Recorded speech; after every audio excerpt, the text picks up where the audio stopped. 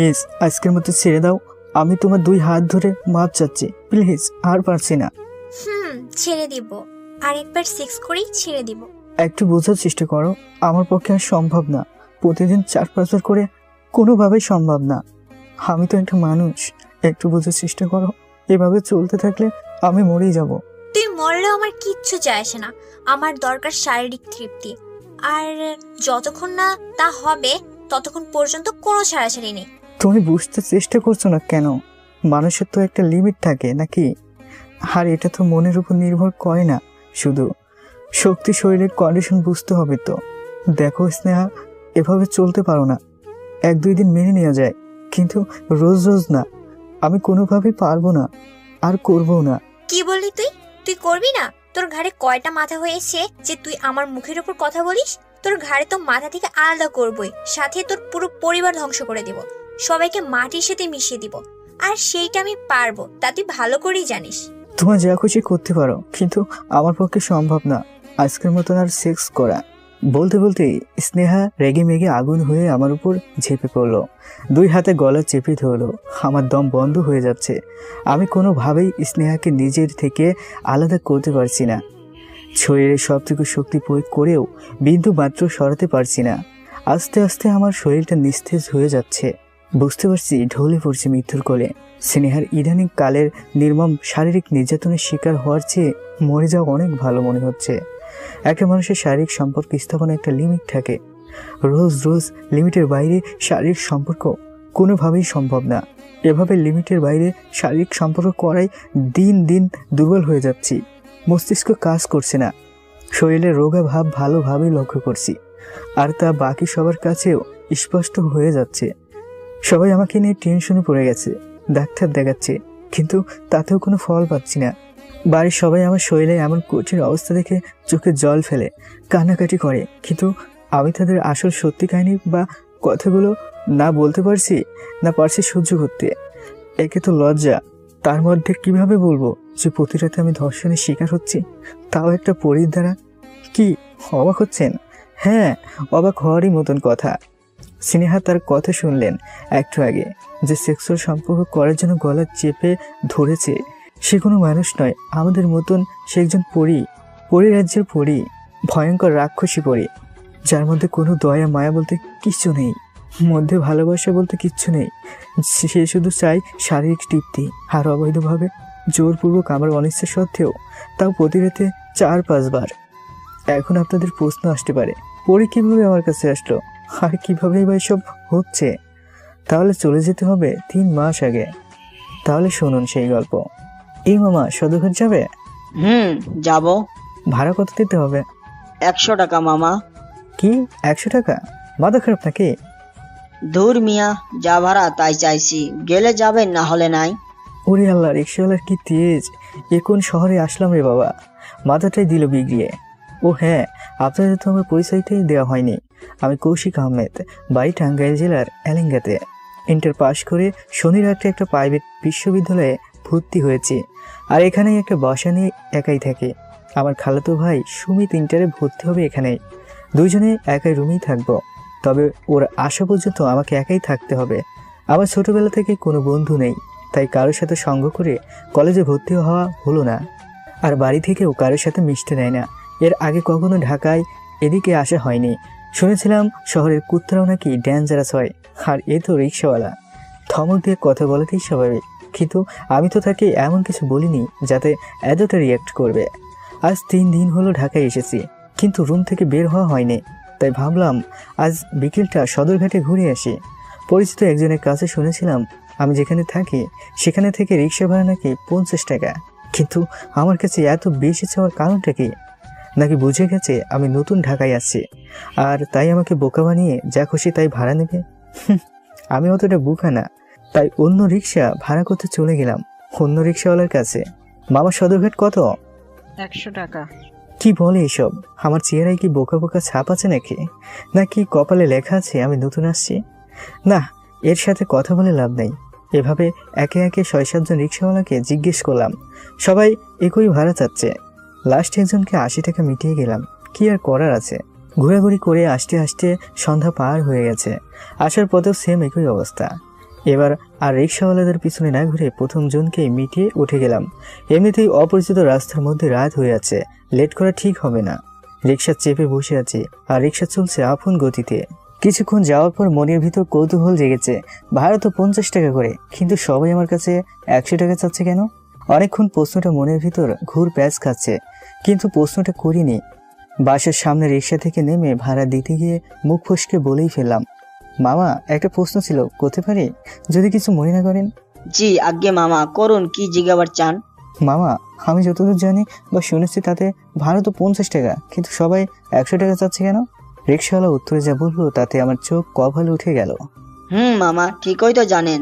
তাহলে 100 নেবেন কেন? এটা তো অন্যায়। অন্যায় হবে কেন? একজনের ভাড়া 50 টাকা, কিন্তু দুইজনের ভাড়া 100 টাকা। আর আপনারা তো দুইজন, তাই 100 টাকা। কি কি বলে এসব? পাগল নাকি? আমি থেকে আমার হয়ে গেলাম? না, এসব পাগলের সাথে কথা বলে নিজের মাথা নষ্ট করার কোনো দরকার নেই। তার চেয়ে উপরে চলে যাই রুমে। কিন্তু ভাড়া যে বেশি নিচ্ছে মিথ্যা কথা বলে, তাই না চাইতেও কথাটা বের হয়ে গেল। মামা, ধান্দা করার তো আরো অনেক সিস্টেম ছিল, কিন্তু এরকম সিস্টেম আজ প্রথম দেখলাম। আপনি জলজন্ত একজন মানুষকে দুইজন বানিয়ে ফেললেন, তা আমি তো দেখতে পাচ্ছি না কাউকে। ধুর মামা, মিথ্যা কথা বলেন কেন? এই যে আপনার সাথে মামি দাঁড়িয়ে আছে, দুইজন একসাথে রিক্সা করে আসলেন, অথচ মিথ্যা কথা বলছেন ওনার সামনেই। সি মামা। এবার কিন্তু সত্যি সত্যি মাথা গরম হয়ে যাচ্ছে। আপনি কই মানুষ দেখেন, আর কিসের মামি? আমি বিয়ে করলাম কবে? ধুর মিয়া, যত সব পাগলের কারখানা। বিড়বিড় করে আরো কি যেন বলতে বলতে চলে গেল। এমন ভাব করে বলল যেন উনি সত্যিই বলেছেন, আমি মিথ্যা বলছি।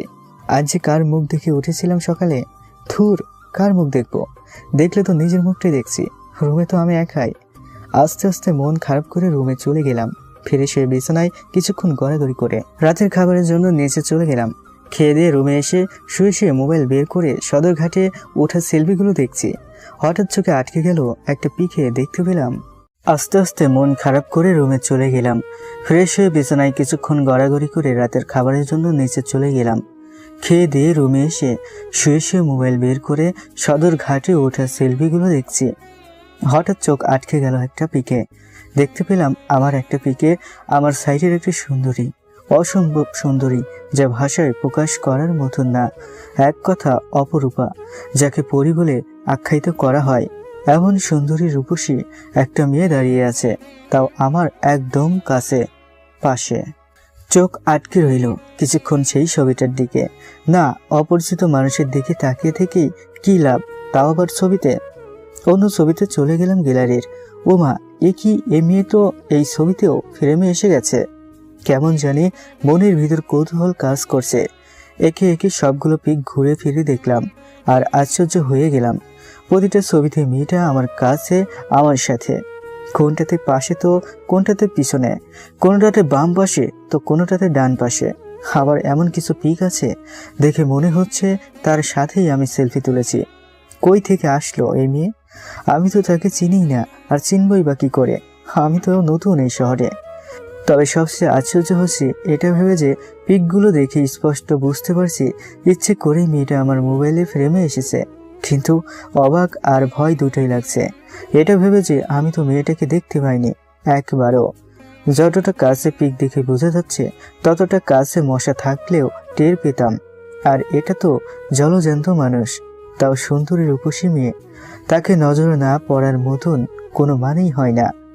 মাথা ভন ভন করছে, কিছু ঢুকছে না মাথায়। 7-5 ভাবতে ভাবতে কখন যে ঘুমিয়ে পড়েছি টের পাইনি। সকালে উঠে ফ্রেশ হতে ওয়াশরুমে গেলাম। মিররে চোখ পড়তেই থমকে গেলাম। মিররে আমার প্রতিচ্ছবি ছাড়াও আরেকটা প্রতিচ্ছবি টের পাচ্ছি, কিন্তু তা অল্প সময়ের মধ্যেই ভ্যানিশ হয়ে গেল। কিছু বুঝে ওঠার আগেই বিষয়টা স্বাভাবিক হয়ে গেল। হুট করে এমনটা দেখব বলে আশা করিনি, তাই কিছুটা ভয়ই পেলাম। হাজার হলেও একা থাকে, তার মধ্যে শহরে কেউ নেই পরিচিত। নিজেকে অনেক কিছু বুঝিয়ে সান্ত্বনা দিচ্ছে। এটা আমার মনের ভুল, একান্তই মনের ভুল বইকি।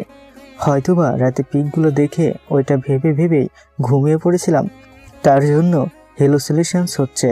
না হয় ঘুম ঘুম চোখে ভুল দেখছি। ফিরে শুয়ে নাস্তা করতে বাইরে চলে গেলাম। ভার্সিটি 2 দিন পর থেকে খুলবে, তাই আপাতত 2 দিন আমাকে রুমে শুয়ে বসেই কাটাতে হবে। আর সুমিত কবে আসবে তারও কোনো ঠিক ঠিকানা নেই। নাস্তা করে বাইরে কিছুক্ষণ হাঁটাহাঁটি করে দুপুরে খাবার প্যাক করে নিয়ে উপরে আসলাম আমার রুমে। আমি 4 তলার কর্নারের একটা ফ্ল্যাটে থাকি। 2 রুমের ফ্ল্যাট, একটা ব্যালকনি আর একটা কিচেন আর 2টা বাথরুম, একটা অ্যাটাচড আর একটা আলাদা। বড় সড়ো না হলেও ব্যাচেলরদের জন্য পারফেক্ট একটা ডাইনিং স্পেস আছে। ডাইনিং টেবিলে খাবারের প্যাকেটটা রেখে ওয়াশরুমের দিকে যাব, ঠিক তখনই কলিং বেলের আওয়াজ পেলাম। কিছুটা বিরক্তি নিয়েই দরজা খুলে দিলাম। দরজা খুলে কিছুটা থতমত খেয়ে গেলাম। বাড়ির কেয়ারটেকার আঙ্কেল আসছেন, কিন্তু কি মনে করে?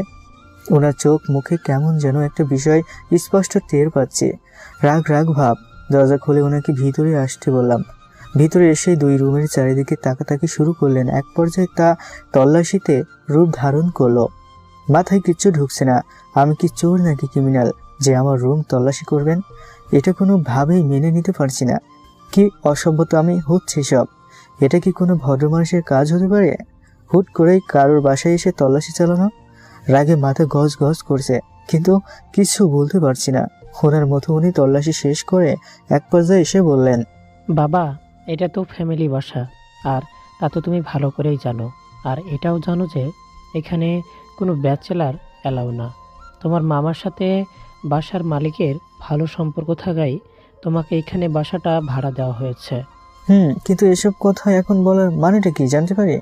আসলে বাবা, আমি কালকেও লক্ষ্য করলাম তুমি যখন বাসায় ঢুকলে মেইন গেট দিয়ে, তখন তোমার সাথে সাথে একটা মেয়ে আসলো। তখন ভেবেছিলাম হয়তোবা উপরে বা নিচতলায় অন্য কোনো ভাড়াটিয়ার আত্মীয় হবে, কিন্তু আজকেও সেই একই মেয়ে তোমার সাথে ঢুকলো। এমনকি তোমার সাথেই তোমার পিছন পিছনে এখন পর্যন্ত এসেছে। দেখো বাবা, তোমার ভালোর জন্য বলছি, সঙ্গে তোমার মামার সম্মানের কথাও। যদি দিক চিন্তা করে এমন কিছু করো না যাতে তোমার মামার মাথা কাটা যায়। এভাবে ব্যাচেলার বাসা কোনো মেয়েকে নিয়ে আসা ঠিক না। Stop stop, I say stop please. অনেক বেশি বলে ফেলেছেন। আমি মেয়ে নিয়ে আসছি মানে? আমাকে দেখে কি আপনার ওই রকম বাজে ছেলে মনে হচ্ছে? তাছাড়া আমি মেয়ে পাবোই বা কই থেকে? নতুন আসছে, এমন তো নয় যে কলেজ খোলা আর কলেজের কোনো মেয়ে বা বান্ধবীকে নিয়ে এসেছে। এখানে আমার কেউ পরিচিত নেই, সেটাও আপনি খুব ভালো করেই জানেন। তবু এমন একটা কথা বলতে আপনার বিবেকে বাধ্য না? দেখো বাবা, আমি তোমাকে ভালো জানি বলেই একা এসেছি বিষয়টা দেখতে, না হলে আরও মানুষ নিয়ে আসতাম। যাই হোক, মন খারাপ করো না। আর আমি তো নিজের চোখকে অবিশ্বাস করতে পারবো না নাকি? আমি নিজের চোখে দেখেছি, তাও 2 দিন। যাই হোক, সাবধানে থেকো। আচ্ছা, আপনি কি আমার কথা বিশ্বাস করছেন না? ওকে, আমার কথা বিশ্বাস করতে হবে না। আপনার কথাই যদি সত্যি হয়ে থাকে, তাহলে আপনার কথা মতো তো সেই মেয়ে আমার রুমেই থাকার কথা। আর আপনি তো শিওর হয়েই তো আমার রুমে তল্লাশি করলেন, কিন্তু সেই মেয়ে কই? সেই বিষয়টা তো আমারই মাথায় ঢুকছে না। সত্যি বলতে কি, আমি তোমাদের 2 জনের পিছু পিছু তোমার রুম পর্যন্ত এসেছি, আর এটাও দেখেছি তোমরা 2 জনে রুমে ঢুকলে। আগে তুমি, আর তারপর মেয়েটা। তারপর রুমের দরজা লক করলে, কিন্তু মেয়েটা কই গেল, কোথায় উধাও হলো, সেটাই তো মাথায় ঢুকছে না। আঙ্কেলের কথা শুনে মনে হচ্ছে না উনি মিথ্যা কথা বলছেন, কিন্তু এটাও তো সত্যি যে আমার সাথে কোনো মেয়ে ছিল না। তাহলে তাহলে কি অন্য কোনো কাহিনী আছে এর পিছনে? কাল রিক্সাওয়ালাদের ভাড়া বেশি চাওয়া, রিক্সাওয়ালা 2 জনের কথা বলা, কোনোরকম ফ্রেমে মেয়ে ঢুকে যাওয়া, আজ সকালে আয়নায় কাউকে দেখতে পাওয়া, আবার আঙ্কেলের কথা মতন আমার সাথে সাথে কাউকে রুমে ঢুকতে দেখা। নিশ্চয়ই এর পিছনে বড় কোনো রহস্য আছে যা আমার জানা নেই। রহস্য পরে বের করব, আগে আঙ্কেলকে বিদায় করতে হবে, না হয় বড় বিপদে ফেসে যেতে পারি। আচ্ছা আঙ্কেল, আপনি যদি সত্যি কোনো মেয়েকে দেখে থাকেন, তাহলে সে দেখতে কেমন সেটা তো নিশ্চয়ই বলতে পারবেন। আমাকে কি একটু ওনার রূপ বর্ণনা করতে পারবেন? মানে আমি সত্যি বলতে কোনো মেয়েকে নিয়ে আসিনি, আর কাউকে চিনিও না, কিন্তু সেম কথাটা রিক্সাওয়ালার মুখেও শুনেছি যে উনি নাকি আমাকে আর একটা মেয়েকে নিয়ে রিক্সা চালিয়ে বাসা পর্যন্ত এনেছেন। কসম করে বলছি, আমি কোনো মেয়েকে চিনি না, আনিও নাই। আমার সাথে কেউ ছিল না, আর থাকলেও আমি দেখিনি। দয়া করে আপনি তার চেহারাটার বর্ণনা দেন। যদি কখনো দেখা পাই তাহলে তার থেকে দূরে থাকবো। আমার কথা শুনে আঙ্কেল নিজেও কেমন জানি থতমত খেয়ে গেলেন। ভয়ের ছাপ ওনার চোখে মুখে লেগে আছে। কোনো মতো মেয়েটার চেহারার বর্ণনা করে কেটে পড়লেন। আর উনি যে বর্ণনা করলেন তাতে 100% শিওর যে এটা আমার মোবাইলে তোলা সেলফির ফ্রেমে এসে যাওয়া সেই মেয়েটি। কিন্তু কিভাবে সম্ভব? সবাই তাকে দেখতে পায়, আমি কেন দেখতে পাচ্ছি না? শুনেছে যদি ভূত পেতনি কিংবা জিন পরি কাউকে আচর করে তাহলে সে ছাড়া আর কেউ তাকে দেখতে পায় না। কিন্তু আমার সাথে যেটা হচ্ছে সেটা তো পুরোটাই ভিন্ন। আমি শুধু দেখতে পারছি না আর বাকি সবাই দেখতে পাচ্ছে। ভাবা যায়। ভয়ে ভয়ে কাটাতে শুরু করলাম দিনটা। সেদিন সন্ধ্যা থেকে কারোর উপস্থিতি টের পাচ্ছে। মনে হচ্ছে আমার সাথে আমার রুমেই আমি ছাড়াও আরো কেউ বা কয়েকজন আছে, কিন্তু আমি তাদের কাউকে দেখতে পাচ্ছি না। শুধু তাদের বা তার অস্তিত্ব অনুভব করতে পারছি। না পারছি কাউকে বলতে, না পারছি সহ্য করতে। কাকে কি বলবো? এখানে তো কেউ পরিচিত না, আর বাড়িতে ফোন করে বললে কেউ বিশ্বাস করবে, আবার কেউ করবে না। যে করবে না সে হেসে উড়িয়ে দিবে, আর যে করবে সে চিন্তায় পড়ে যাবে। তার চেয়ে বেটার ভয় না পেয়ে বুকে সাহস নিয়ে দেখতে হবে আসল কাহিনীটা কি। রাত কোনোভাবে কম্বল মুড়িয়ে দিয়ে ঘুমিয়ে গেলাম। সকালটা স্বাভাবিক সকালের মতন কাটলো, কোনো প্রকার সমস্যা ছাড়া। দুপুরের দিকে আবার বাইরে গেলাম খাওয়ার জন্য। খেয়ে রুমে এসে কিছুটা অবাক হলাম, কিন্তু হওয়ার কথা ছিল অনেক বেশি, কারণ রুমের পরিবেশ পুরোই ভিন্ন। খাবার খেতে যাওয়ার আগেও সব অগোছালো ছিল, কিন্তু এতটুকু সামান্য সময়ের মধ্যে সব পরিবর্তন। সেই সুন্দর করে গুছানো দুইটা রুমে। যাই হোক, বুঝলাম এটা অন্য কারোর কাজ, যাকে আমি দেখতে পাই না। তাই অবাক হলেও ততটা হয়নি যতটা হওয়ার কথা। মনে মনে ভয় পেলেও মনে মনেই ধন্যবাদ জানিয়ে গিয়ে কিছুক্ষণ মোবাইল ঘুটাঘুটি করে একটু ঘুমিয়ে নিলাম। কাল থেকে কলেজ শুরু হবে, তাই আজকে মন মতন ঘুরতে পারবো। তাই বেশিক্ষণ না ঘুমিয়ে বিকেলে দেখেই বের হলাম ঘোরাঘুরি করার জন্য। আবারও সেই একই কাহিনী। রিক্সায় উঠতে গিয়ে এবার আর কোনো তর্কে না গিয়ে চুপচাপ যা ভাড়া চাচ্ছে তাই মিটিয়ে গন্তব্যস্থানে পৌঁছে গেলাম। কিছুক্ষণ হাঁটাহাঁটি করার পর সন্ধ্যায় একটা রেস্টুরেন্টে গেলাম খাওয়ার জন্য। রেস্টুরেন্টে বসতেই ওয়েটার অর্ডার নিতে চলে আসলো। এক প্লেট বিরিয়ানি অর্ডার করলাম, ওয়েটার দেখি যাচ্ছে না।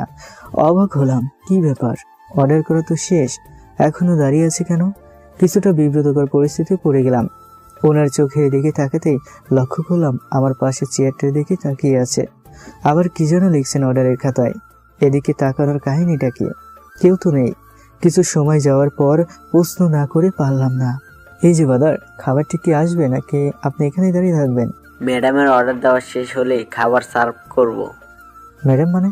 ওই যে আপনার সাথে যে আসছেন। কথাটা শুনেই হাজার ভোল্টেজের শক খেলাম। তাহলে এখানে বসে আমার টাকা ফালুদা বানিয়ে খাবে?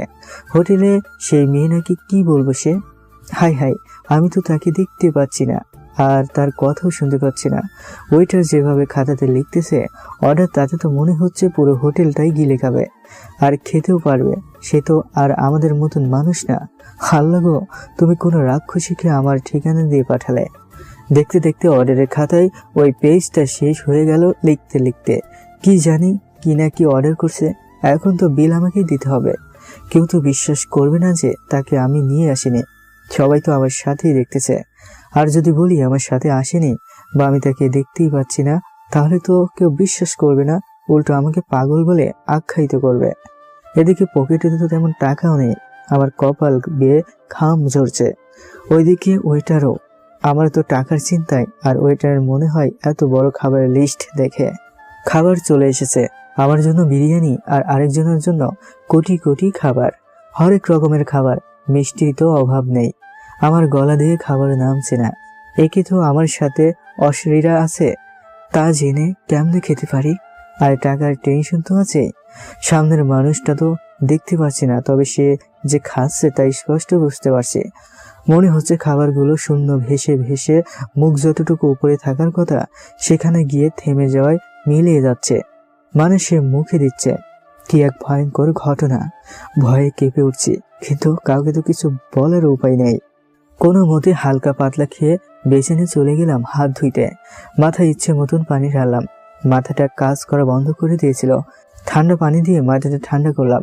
পকেট থেকে মানিব্যাগ বের করে টাকার পরিমাণটা দেখলাম কত আছে। হিসাব করে গুনে দেখলাম বেশি নেই, যদিও আমার চাহিদার চেয়ে কয়েক গুণ বেশি আছে, কিন্তু অশরীরার চাহিদা অনুযায়ী তা নগণ্য। তার অর্ধেক খাবারের বিল হবে কিনা সন্দেহ আছে। কি করব ভেবে পাচ্ছি না। মাত্র 4-5 দিন হলো ঢাকায় এসেছি। 15 দিনের হাত খরচা সাথে নিয়ে 4-5 দিনেই যদি সব টাকা শেষ করে বাড়িতে টাকা চাইতে হয়, তাহলে কপালে যে কি পরিমাণ দুঃখ জমা আছে তা ভেবে মাথাটা ঘুরছে। তার চেয়ে বড় কথা হচ্ছে এখন বিল মিটাবো কি করে। দৌড়ে পালিয়ে যাব নাকি একবার চিন্তা করলাম, কিন্তু তাতেও তো কোনো লাভ হবে না। উল্টে যাও মাপ সাপ চেয়ে সময় নিয়ে পরে বিল মিটাতে পারবো, আর এটা করলে পাবলিকের হাতে ক্যালনি খাওয়া ছাড়া উপায় থাকবে না। আস্তে আস্তে কাঁচামাচু হয়ে ম্যানেজারের টেবিলে গিয়ে, ভাইয়া বিলটা। জি স্যার, আপনার বিল পরিশোধ হয়ে গেছে। কি, বিল জমা হয়ে গেছে মানে? কে দিল? কেন, আপনার সাথে যে ম্যাডাম উনি দিছে। বুঝতে বাকি রইল না সেই অশরীরটাকে দেখাচ্ছেন উনি, কিন্তু মাথায় একটা প্রশ্ন ঘুরপাক খাচ্ছে, উনি টাকা পেল কোথায়? তাহলে কি অশরীরদের কাছে টাকাও থাকে? যাই হোক, বিল তো পরিশোধ হয়েছে, লজ্জার হাত থেকে তো বেঁচে গেলাম। নিজের কাছেই নিজে লজ্জিত বোধ করছি, এটা ভেবে যে অশরীরটা কত ভালো, আর আমি তাকে নিয়ে কি না কি ভাবলাম এতক্ষণ। রেস্টুরেন্ট থেকে বের হয়ে চলে আসলাম হাসি খুশি মন নিয়ে। আসার সময় ম্যানেজারটা শুধু কানে কানে ফিসফিস করে বলল, স্যার ম্যাডামটা কিন্তু অনেক ভালো, সে পর্যন্ত যা ছুটি দেখছি সব তো ছেলেদের পকেট খালি করে, আর আজ প্রথম দেখলাম মেয়ে হয়ে টাকা দিচ্ছে, তাও এত সুন্দরী মেয়ে। আপনি আসলে অনেক ভাগ্যবান, আর জুটিটা মানিয়েছেও সে। আমি কোনো রিপ্লাই না দিয়ে মুচকি হেসে বের হয়ে আসলাম। মনে মনে ভাবছি, শালা যদি আসল কাহিনী জানতি তাহলে তোর প্যান্ট এতক্ষণে নষ্ট করে ফেলতি, আর তুই আসছো জুটি নিয়ে। আসল কাহিনী জানলে ম্যানেজারের কি অবস্থা হতো তা ভেবে হাসতে হাসতে নিচে নামছি সিঁড়ি বেয়ে। যেখানে গাড়ি পার্ক করে সেখানে এসে পড়েছি আনমনে। হুট করে একটা প্রাইভেট কার পিছিয়ে টান নেবে আমিও খেয়াল করিনি, আর গাড়ির ড্রাইভারও হয়তো খেয়াল করেনি। যতক্ষণে আমি দেখলাম ততক্ষণে গাড়ির চাকা আমার পায়ের উপর দিয়ে যাওয়ার কথা, হয়তোবা বড় সড়ো কোনো ক্ষতি হতো না, শুধু আঘাত খেতাম, কারণ স্পিড বেশি ছিল না, কিন্তু মারাত্মক ক্ষতি হতো। পা ভেঙে যাওয়ার সম্ভাবনা ছিল, কিন্তু ডান পাশ থেকে কোনো অদৃশ্য হাত বা অন্য কিছু হবে যা বুঝতে পারিনি। হ্যাসকা টানে আমাকে সেখান থেকে সিটকে দূরে ফেলে দিল। সিঁড়ির উপরে পড়ে আমার মাথায় কিছুটা কেটে গেল, রক্ত বের হচ্ছে, কিন্তু তাতেও আমি খুশি। এখন তো মাথা ফাটছে, আর টান না দিলে পাটাই যেত। কাহিনীটাতে আমি যতটা না ঘাবড়ে গেছি তার চেয়ে বেশি ঘাবড়ে গেছে আশেপাশের মানুষেরা, কারণ ওরা দেখছে আমার পাশে থাকা মেয়েটা আমাকে টান দিয়ে গাড়ির নিচে যাওয়া থেকে রক্ষা করছে আল্লাহর রহমতে। কিন্তু একটা মেয়ের এতটা শক্তি নিয়ে তাদের সন্দেহ, আর তাতেই ঘাবড়ে গেছে সবাই। রক্ত দেখে কিছুক্ষণের মধ্যেই আমি অজ্ঞান হয়ে যাই। যখন হুঁশ ফিরে তখন আমি হাসপাতালে বেডে, আর নার্স ডাক্তার আমার মাথায় ব্যান্ডেজ বেঁধে দিচ্ছে। কে বা কারা নিয়ে আসে এখানে তা জানি না, কিন্তু মনে মনে একটাই প্রশ্ন, মেয়েটা বা অশরীরটা কিসের জন্য আমার কাছে এসেছে, কি উদ্দেশ্য তার? ডাক্তার জানালো আমি চাইলে বাড়ি যেতে পারি। আমিও আস্তে আস্তে কিছুক্ষণ রেস্ট নিয়ে রাত 11টার দিকে বাড়ির উদ্দেশ্যে রওনা দিলাম। তার আগে হাসপাতালের বিল পরিশোধ করতে গিয়ে শুনতে পেলাম বিল নাকি দিয়ে দিয়েছে, আর সেই মেয়েটাই দিয়েছে, যে মেয়ে অশরীরা, যাকে আমি ছাড়া সবাই দেখতে পায়। মনে মনে ধন্যবাদ জানিয়ে বাসার দিকে রওনা দিলাম রিক্সা করে। আস্তে আস্তে ভাবছি, মেয়েটা অশরীরই আর যাই হোক না কেন, সে তো আমার কোনো ক্ষতি করছে না, উল্টো উপকার করলো, তাহলে তাকে তো বন্ধু বানাতেই পারে। তবে তার চেয়ে বেশি তাকে দেখার আগ্রহ জমেছে মনের কোনায় নিজের অজান্তেই। বাসায় চলে এসেছি, জানি না মেয়েটা আমার সাথে আছে নাকি নেই, কারণ আমি তো তাকে দেখতে পাই না, আর এখন তার অস্তিত্ব অনুভবও করতে পারছি না। বাসায় এসে বিছানায় শুয়ে মেয়েটা মানে অশরীরটার কথাই ভাবছে, তাকে দেখার আকুল আগ্রহ জমে গেছে মনের ভিতর। আমার চিন্তা ভাবনাতে শুধু মেয়েটাই ঘুরপাক খাচ্ছে মনের অজান্তেই তার প্রতি একটা ভালো লাগা কাজ করছে। পকেট থেকে ফোনটা বের করে পিকগুলো দেখতেই শুরু করলাম। সেদিনের চেয়ে মেয়েটাকে আরো কয়েক গুণ বেশি সুন্দরী রূপসী লাগছে আমার কাছে। জানি না, হয়তোবা মনের ভিতর তার জন্য জায়গা জমা শুরু করেছে। এমনটা আগে কখনোই হয়নি, তাই বুঝতে পারছি না কি করা উচিত। কেমন যেন একটা অস্থিরতা তৈরি হচ্ছে মনের ভিতর। তাকে দেখার আকুল আকাঙ্ক্ষা আমাকে কুড়ে কুড়ে খাচ্ছে। বারবার মনে হচ্ছে সে কি আসছে, সে কি আছে আমার পাশে, কিন্তু তার কোনো অস্তিত্ব খুঁজে পাচ্ছি না। এতদিন সে আশেপাশে থাকলে টের পেতাম, কিন্তু এখন পাচ্ছি না। তাহলে সে কি চলে গেল সারা জীবনের জন্য? এটা ভাবতে চোখ টলটল করে উঠল পানিতে। কখন যে ঘুমিয়ে পড়েছি জানি না। সকালে ঘুম থেকে উঠেই মনটা খুশিতে ভরে গেল। আমি তার অস্তিত্ব খুঁজে পাচ্ছি, বুঝতে পারছি আশেপাশে সে আছে। বিছানা থেকে পাশ ফিরে ঘুরে দেখতে পাচ্ছি না। ব্যথা আর যন্ত্রণা করছে মাথায়। হয়তো কালকে ব্যথাটাই আজ বেড়ে গিয়ে এমনটা হচ্ছে। আমি অনেক কষ্ট করে বিছানা থেকে উঠে চারপাশে দেখার চেষ্টা করব, ভেবে ওঠার চেষ্টা করছি, কিন্তু উঠতেই পারছি না। নিজের কাছে বিরক্ত কাজ করছে। আপ্রাণ চেষ্টা চালিয়ে যাচ্ছি, কিন্তু কোনো ফল পাচ্ছি না। শরীরে এক ফুটো শক্তি নেই। এদিকে অশরীরী পরিবার যাই বলি তাকে খোঁজার জন্য, মন দেখার জন্য মন ব্যাকুল হয়ে আছে।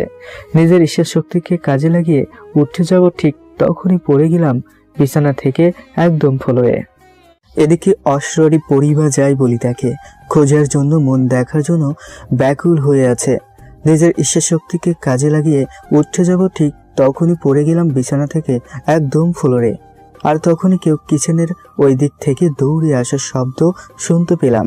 উপর হয়ে পড়াই দেখতে পাচ্ছি না কে এসেছে, যদিও বুঝতে বাকি রইল না এটা ওই মেয়েটা বা অশরীরীটাই হবে, কারণ আমার রুম লক করা ছিল। এসে আমাকে প্রথমে তুলে বসালো, কিন্তু চোখ মেলে তাকানোর অবস্থায় ছিলাম না। একে তো গতকালের অ্যাক্সিডেন্ট, তার মধ্যে এভাবে উপর হয়ে পড়ে যাওয়ায় মাথায় তীব্র যন্ত্রণা হচ্ছে। চোখে মুখে অন্ধকার নেমে আসছে। অনেক কষ্টে চোখ মেলে তাকিয়ে তাকে এক নজর দেখার চেষ্টা করেও ব্যর্থ হলাম। অতিরিক্ত যন্ত্রণায় কাতরাতে কাতরাতে আবার অজ্ঞান হয়ে গেলাম। তবে অজ্ঞান হওয়ার আগে এতটুকু শিওর হলাম, আমার চেয়ে হয়তো সেই অশরীরীটাই বেশি কষ্ট পাচ্ছে আমার যন্ত্রণায়। যখন জ্ঞান ফিরে তখন আমার গায়ে প্রচণ্ড জ্বর অনুভব করি। সারা শরীর কাঁপছে। আমার গায়ে কম্বল ছাড়াও আরও কিছু আছে, তার উপরে অনেক ভর অনুভব করছি। গায়ের উপর কিছু একটা উঠে বসে আছে বা শুয়ে আছে, যা স্পষ্ট বুঝতে পারছি। নড়াচড়া করতে পারছি না। আস্তে আস্তে চোখ মেলতেই অবাক হয়ে গেলাম। আমার উপরে একটা মেয়ে শুয়ে আছে আর করুণ সুরে কান্না করে যাচ্ছে। যদিও সে অনেক সুন্দরী একটা মেয়ে, তবু হুট করেই এমন দৃশ্য দেখার জন্য মোটেই উপস্থিত ছিলাম না। ভয়ে ভয়ে জড়সড় হয়ে গেলাম। কে এই মেয়ে? সেভাবে আমার উপরে শুয়ে আছে কেন? আর কেনই বা কান্না করতেছে? মনের ভিতর হাজারো প্রশ্ন। জোরে চিৎকার দিতে যাব, ঠিক তখনই মেয়েটা তার এক হাত দিয়ে আমার মুখ চেপে ধরলো। এই কি করছো? চিৎকার করছো কেন? লোকজন এসে যাবে তোমার চিৎকার শুনে। পাগল নাকি তুমি? যা বলার আস্তে আস্তে বলো, আমি সব প্রশ্নের উত্তর দিতে প্রস্তুত আছি। মেয়েটার কথা শুনে কিছুটা সাহস পেলেও তখনও মেয়েটা কে হতে পারে তা ভুলেই গিয়েছিলাম। তাই অবাক হওয়ার মাত্রাটা একটু কমেনি। এতদিন যাবৎ যা ঘটেছে আমার সাথে তা ক্ষণিকের জন্য ভুলেই গিয়েছিলাম। আমি চিৎকার না করে আস্তে আস্তে মন স্থির করে প্রশ্নটা করার চেষ্টা করেছি, বাট কোনো কথা বের হচ্ছে না মুখ দিয়ে, কারণ মেয়েটা তখনও মুখ চেপে ধরেই আছে। কোনো মতে ইশারা দিয়ে তাকে হাত সরাতে বলি, আর সেও লজ্জা পেয়ে হাত সরিয়ে নেয়। আপনি কে? আপনি কোথায় থেকে এসেছেন? আর আমার রুম তো বন্ধ, তাহলে আপনি আসলেন কি করে? বারে জ্বরে ঘুরে দেখে সব ভুলে গেছো। একটু মনে করার চেষ্টা করো। একদিন যাবত যাকে তোমার আশেপাশে সবাই দেখলেও তুমি দেখতে পারতে না, আমি সেই। একটু মনে করার চেষ্টা করো, সব মনে পড়ে যাবে। সদরঘাট, বাসা, রিক্সায়, রেস্টুরেন্টে, তারপর তোমার অ্যাক্সিডেন্ট, আর এখন জ্বরে পড়ে আছো। আস্তে আস্তে সব মনে পড়ে যাচ্ছে, সব ক্লিয়ার হতে শুরু করেছে। তার মানে এটাই সেই অশরীরী যাকে দেখার আকুল আগ্রহের জন্য বিছানা থেকে পড়ে গিয়ে আবার অজ্ঞান হয়ে গিয়েছিলাম। সব মনে পড়ায় মেয়েটার দিকে ভালো করে লক্ষ্য করলাম। হ্যাঁ, এ তো সেই মেয়ে যাকে আমি আমার সাথে ছবিতে দেখেছি। হুবহু মিল থাকলেও আমার কাছে ছবি চেয়ে কয়েক গুণ বেশি ভালো লাগছে তাকে দেখে। যতটা কল্পনা করেছিলাম বা ছবিতে দেখেছিলাম তার সে কয়েক গুণ বেশি মায়াবী লাগছিল তাকে। প্রথম দেখাতে চোখ জুড়িয়ে আসছে। কেউ এতটা সুন্দরী হতে পারে তা আমার কল্পনার মধ্যে ছিল না। হয়তোবা না দেখলে কারোর মধ্যেই থাকার কথা নয়। টানা টানা চোখ, মায়া ভরা মুখ, নাক, ঠোঁট সব মিলিয়ে ওয়াও। কিন্তু এত সুন্দরের মধ্যেও কিছু একটা সমস্যা আছে, যদিও তাদের সৌন্দর্য বাড়িয়ে দিয়েছে। সেটা হচ্ছে মুক্ত ঝরা কান্না।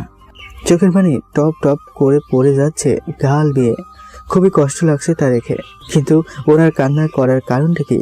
প্রশ্নটা চেপে না রেখে সর্বপ্রথম এই প্রশ্নটাই করে বসলাম। আপনি কান্না করছেন কেন? কান্না কি করছে সাথে?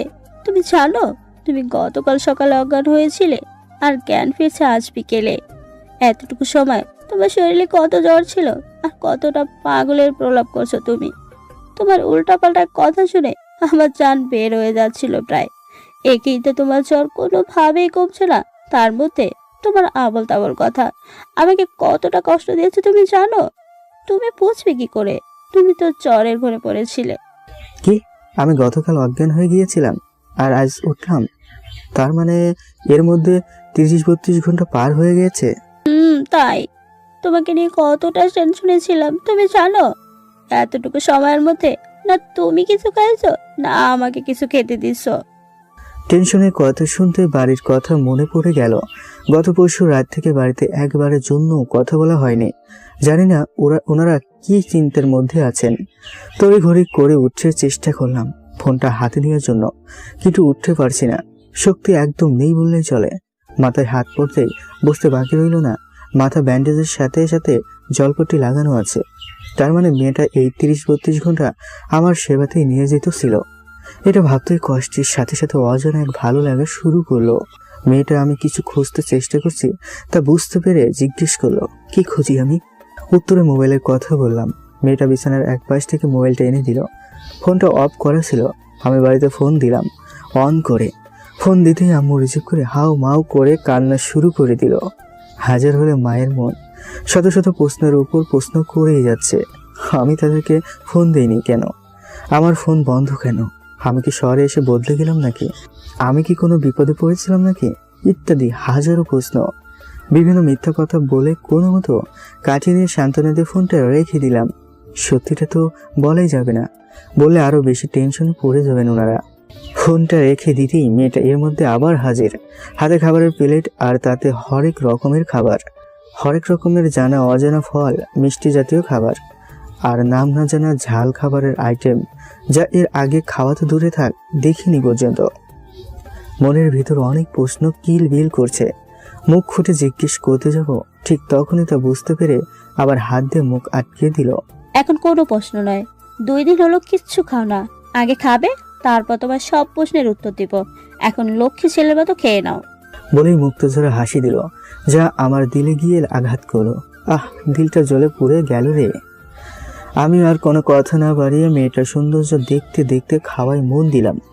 নিজ হাতে খাইয়ে দিচ্ছে মেয়েটা। ফল বা মিষ্টি জাতীয় কোনো খাবার মুখ দিয়ে নামছে না। জানি না সেগুলো কেমন স্বাদের, কিন্তু মুখ জ্বরে নষ্ট হয়ে গেছে, তেতো লাগছে। ওইগুলো মুখে দিতেই বমি বমি ভাব চলে আসছে। তাই ঝাল খাবার হালকা খেয়ে নিলাম। ডাক্তারের প্রেসক্রিপশনে লেখা ওষুধ অনুযায়ী কিছু ওষুধ খেয়ে নিলাম। এবার মেয়েটা নিজে থেকেই সব প্রশ্নের উত্তর দিতে শুরু করলো আমি জিজ্ঞেস করার আগে। আমি স্নেহা, সাকিরা জান্নাত স্নেহা। আমি তোমাদের মতো মানুষ নই, আমি পরী রাজ্যের পরী। আমার রাজ্যে আমার বাবা মা ছাড়া দাদা দাদি সহ মোট 13 ভাই ও আরেক বোন ছিল, সে মারা গেছে। আমি সবার চেয়ে ছোট, আর ছোট হলে একটা দুষ্ট টাইপের। সবসময় হাসি ঠাট্টা আর মজা মাস্তিতেই মেতে থাকি। রাতে বেড়াতে ঘোরাঘুরি করা আমার স্বভাবে পরিণত হয়ে গেছে। মন চাইলেই পৃথিবীতে নেমে আসি, আর এক এক সময় এক এক রূপে ঘুরে বেড়াই। আমার নিজের রাজ্যের চেয়ে পৃথিবীতে সময় কাটাতে বেশি ভালো লাগে। বলতে পারো বেশিরভাগ সময় পৃথিবীতেই কাটানো হয় আমার। বাড়ির সবচেয়ে ছোট আর বর্তমানে বাবা মার একমাত্র মেয়ে আর ভাইদের বোন হয় কেউ কখনো বাধা দেয়নি, আর জানি দিবেও না। আমি মিষ্টি খেতে ভালোবাসি, নদীতে ঝাপাঝাপি করে গোসল করতে ভালোবাসি। এই তো আমার পরিচয়। আরো কিছু জানার আছে? কি হলো, তোমার আরো কিছু জানার থাকলে জিজ্ঞেস করতে পারো। আমি লজ্জা পেয়ে গেলাম, কারণ এতক্ষণ থাওয়া মেরে স্নেহার সব কথা শুনছিলাম। কি সুন্দর তার চেহারা, কি সুন্দর তার কথা বলার ধরন, সব মিলিয়ে ঘরের মধ্যে ঢুকে গিয়েছিলাম লজ্জা কাটিয়ে। জি হ্যাঁ, একটা প্রশ্ন ছিল আমার। বলো কি প্রশ্ন? আচ্ছা আপনি? চুপ, আগে তুমি করে বলতে শেখো। তুমি করে না বললে আমি তোমার কোনো প্রশ্নের উত্তর দেব না। আচ্ছা ঠিক আছে, কিন্তু কোনো কিন্তু নয়, জাস্ট তুমি। ওকে? যাক বাবা, এই সামান্য বিষয় নিয়ে রাগ দেখানোর কি হলো? আমি তো ভয় পেয়ে গিয়েছিলাম। কি জানি মানুষ তো নয়, শক্তিতে তো কোনো 3 পারবো না। কি কখনো রাগ দেখানো ঠিক হবে না, চুপচাপ তার সব কথা মানতে হবে। তুমি? তুমি? আচ্ছা তোমাদের এত সুন্দর রাজ্য ছেড়ে, মানে আমি শুনেছি পরিদের রাজ্য নাকি অনেক সুন্দর হয় দেখতে, তা এত সুন্দর রাজ্য ছেড়ে তুমি পৃথিবীতে কি করো? আর সবচেয়ে বড় কথা হচ্ছে, তুমি আমার কাছে কেন আসলে? আমার কাছে যদি আসো তাহলে প্রথমে আমাকে না দেখা দিয়ে অন্যদেরকে দেখা দিলে কেন? আমি তো শুনেছি পরিবার জিন ভূতের যাকে আসর করে বা যাকে দেখা দিতে চায় শুধুমাত্র সেই দেখতে পায়, বাকিরা কেউ দেখতে পায় না। কিন্তু আমার ক্ষেত্রে উল্টো হলো কেন? নাকি তুমি অন্য কারোর সাথে দেখা করতে আসো আর এসে আমি তোমার সামনে চলে আসি? বাবা, এত প্রশ্ন একত্রে? ওকে, উত্তর দিচ্ছি। পৃথিবীতে আসি কারণটা হচ্ছে এখানে মানুষেরা অনেক আবেগপ্রবণ, ভালোবাসার প্রতিচ্ছবি, যা আমাদের ওই রাজ্যে নেই। এখানে সুখ দুঃখ দুটাই একত্রে দেখা যায়, যা আমাদের ওইখানে নেই। হাজারো মানুষ হাজারো সমস্যা নিয়ে বেঁচে আছে, তাও হাসি মুখে, যা আমাকে অনেক বেশি অবাক করে দেয়। তাই এখানে আসা। আর তোমার তৃতীয় প্রশ্নের উত্তর হচ্ছে, আমি তোমার সামনে সরাসরি আসলে তুমি ভয় পেয়ে যেতে, তুমি কথা বলতে, আর বাকিরা দেখতো না আমাকে। তাতে লোকে তোমাকে পাগল বলতো। তাছাড়া যখন বুঝতে বা শুনতে পারতে আমি জাস্ট তোমাকেই দেখাতেই, কেউ দেখে না, তখন তুমি আমার থেকে দূরে সরে যেতে চাইতে, ভয় ভয় থাকতে, দেখতে চাইতে না। আর এখন দেখো, তোমার মধ্যে আমাকে দেখার আগ্রহ ছিল। বিষয়টা পুরোই উল্টে গেছে। আর সবার মতো হব কেন? একটু তো স্পেশাল হতেই হবে নাকি? না হলে তো আর আমি স্নেহা নই। মূলত এর জন্যই তোমাকে আগে দেখা দেয়নি। আর সবচেয়ে বড় কথা হচ্ছে, তোমার সাথে একটু দুষ্টুমি করলাম। ধুর, তুমি বলতেছো লোকে পাগল বলবে? এমনিতে কি কম লোকে পাগল বলেছে নাকি? সরি। রাখো তোমার সরি। আচ্ছা, আমি কিন্তু আমার দ্বিতীয় প্রশ্নের উত্তর পাইনি এখনো। আমি ইচ্ছে করে হাইড করে গেছি, কারণ ওই উত্তরটা তোমাকে পরে দিব। সময় হোক, সব জানতে পারবে। তবে এটা জেনে রেখো, আমি তোমাকে অনেক আগে থেকেই চিনি, কিন্তু দেখা করার পারফেক্ট সময় পাচ্ছিলাম না। এবার তুমি ফ্রি, একা, তাই আর সমস্যা নেই। মনের ভিতর খুঁতখুঁতি রয়েই গেল, কিন্তু উপায়ও নেই। বারবার জিজ্ঞেস করলে যদি রেগে গিয়ে আমার ঘাড় মটকিয়ে দেয়, কি জানি, হয়তো এসেছে এই নিয়ত নিয়ে। আমার মাথাটা হয়তো কোনো কাজে লাগবে, তারপর সারা শরীর চিবিয়ে চিবিয়ে খাবে। না হলে এতদিন বাড়িতে থাকতে দেখা করলো না কেন? এখন তো একা থাকি, কেউ আসবে না। আমার ঘাড় মটকিয়ে কল্লা আলাদা করে ফ্রিজে রেখে অনেক দিন সময় নিয়ে খাবে। কথাটা ভাবতে গা শিউরে উঠল, গায়ের লোম খাড়া হয়ে গেছে। সত্যি সত্যি মেরে ফেলবে না তো? পরক্ষণেই আবার মনে হলো, থুর চাই, কি সব ভাবতেছি। যদি মারতেই চাইতো তাহলে আমার সেবা যত্ন করবে কেন? আমার জন্য চোখের জল ফেলবে কেন? নিশ্চয় অন্য কোনো কাহিনী আছে। যাক, তার সময় হলেই জানতে পারবো। স্নেহার পরম স্নেহে অতি তাড়াতাড়ি দুদিনের মধ্যে পুরোপুরি সুস্থ হয়ে উঠলাম। নিয়মিত সেবা যত্ন কোনোটার অভাব হচ্ছে না। ওর রাজ্য থেকে বিভিন্ন ফলমূল খাবার নিয়ে আসে, নিজ হাতে খাইয়ে দেয়, শরীর মুছে দেয়। এক কথায় ঘরের বউ, সবসময় হাসি দুষ্টুমিতে মাতিয়ে রাখে। আস্তে আস্তে স্নেহার প্রতি ভালো লাগাটা বাড়তে শুরু করেছে। এদিকে 2 দিন হলো কলেজ খুলেছে, এই কয়দিন যেতে পারিনি, আগামীকাল যেতেই হবে। স্নেহাকে জানালাম কথাটা। স্নেহাও হাসি মুখে যেতে বলল। অবশ্য না বললেও আমাকে যেতেই হবে। ওর বেলাতে যাবে কি আসবেই বা কি, কিন্তু কড়া ভাষায় জানিয়ে দিয়েছে আমি যেন কোনো মেয়ের সাথে কথা না বলে, পারলে না তাকাতে। স্নেহা সারাদিন থাকলেও ফজরের আজানের আগেই চলে যায়। এটি নাকি ওদের পরিরাজ্যের নিয়ম। যেভাবেই হোক, যেখানেই থাকুক, ফজরের আজানের আগে উপস্থিত হতে হবে ওদের দলে। সকালে চলে গেছে স্নেহা, তবে খাবার রেডি করে রেখে গেছে আগেই। যদিও কলেজে যাওয়ার আগে আসার কথা ছিল, কিন্তু আসতে পারেনি। কি জানি কেন আসেনি। কলেজ থেকে বাসায় ফিরে দরজা খুলতে দেখি স্নেহা রেগে মেগে আগুন হয়ে চোখ বড় বড় করে আমার দিকে তাকিয়ে আছে। সারা শরীর রাগে কটমট করছে, খুনের নেশা চেপে বসেছে। চোখ দেখে বোঝা যাচ্ছে লাল টকটকে চোখ দিয়ে আগুন বের হয়ে আসবে। দাঁত কটমট করছে। এই প্রথমবার স্নেহাকে দেখে ভয়ে কাঁপছে।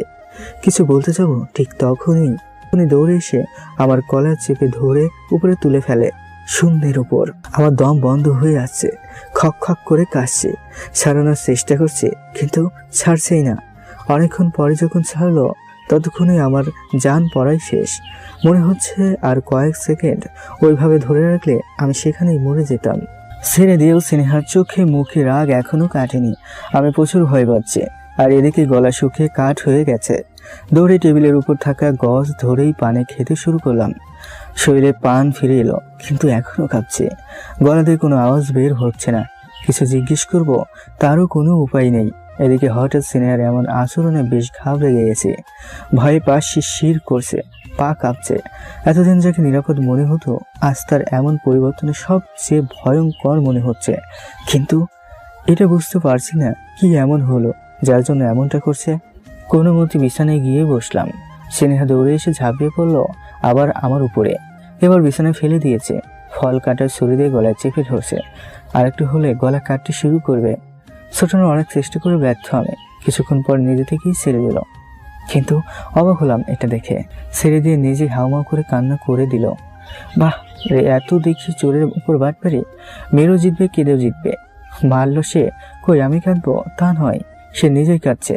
হাসবো না কাঁদবো বুঝতে পারছি না। এখন আমার কি করা উচিত সেইটাই টের পাচ্ছি না।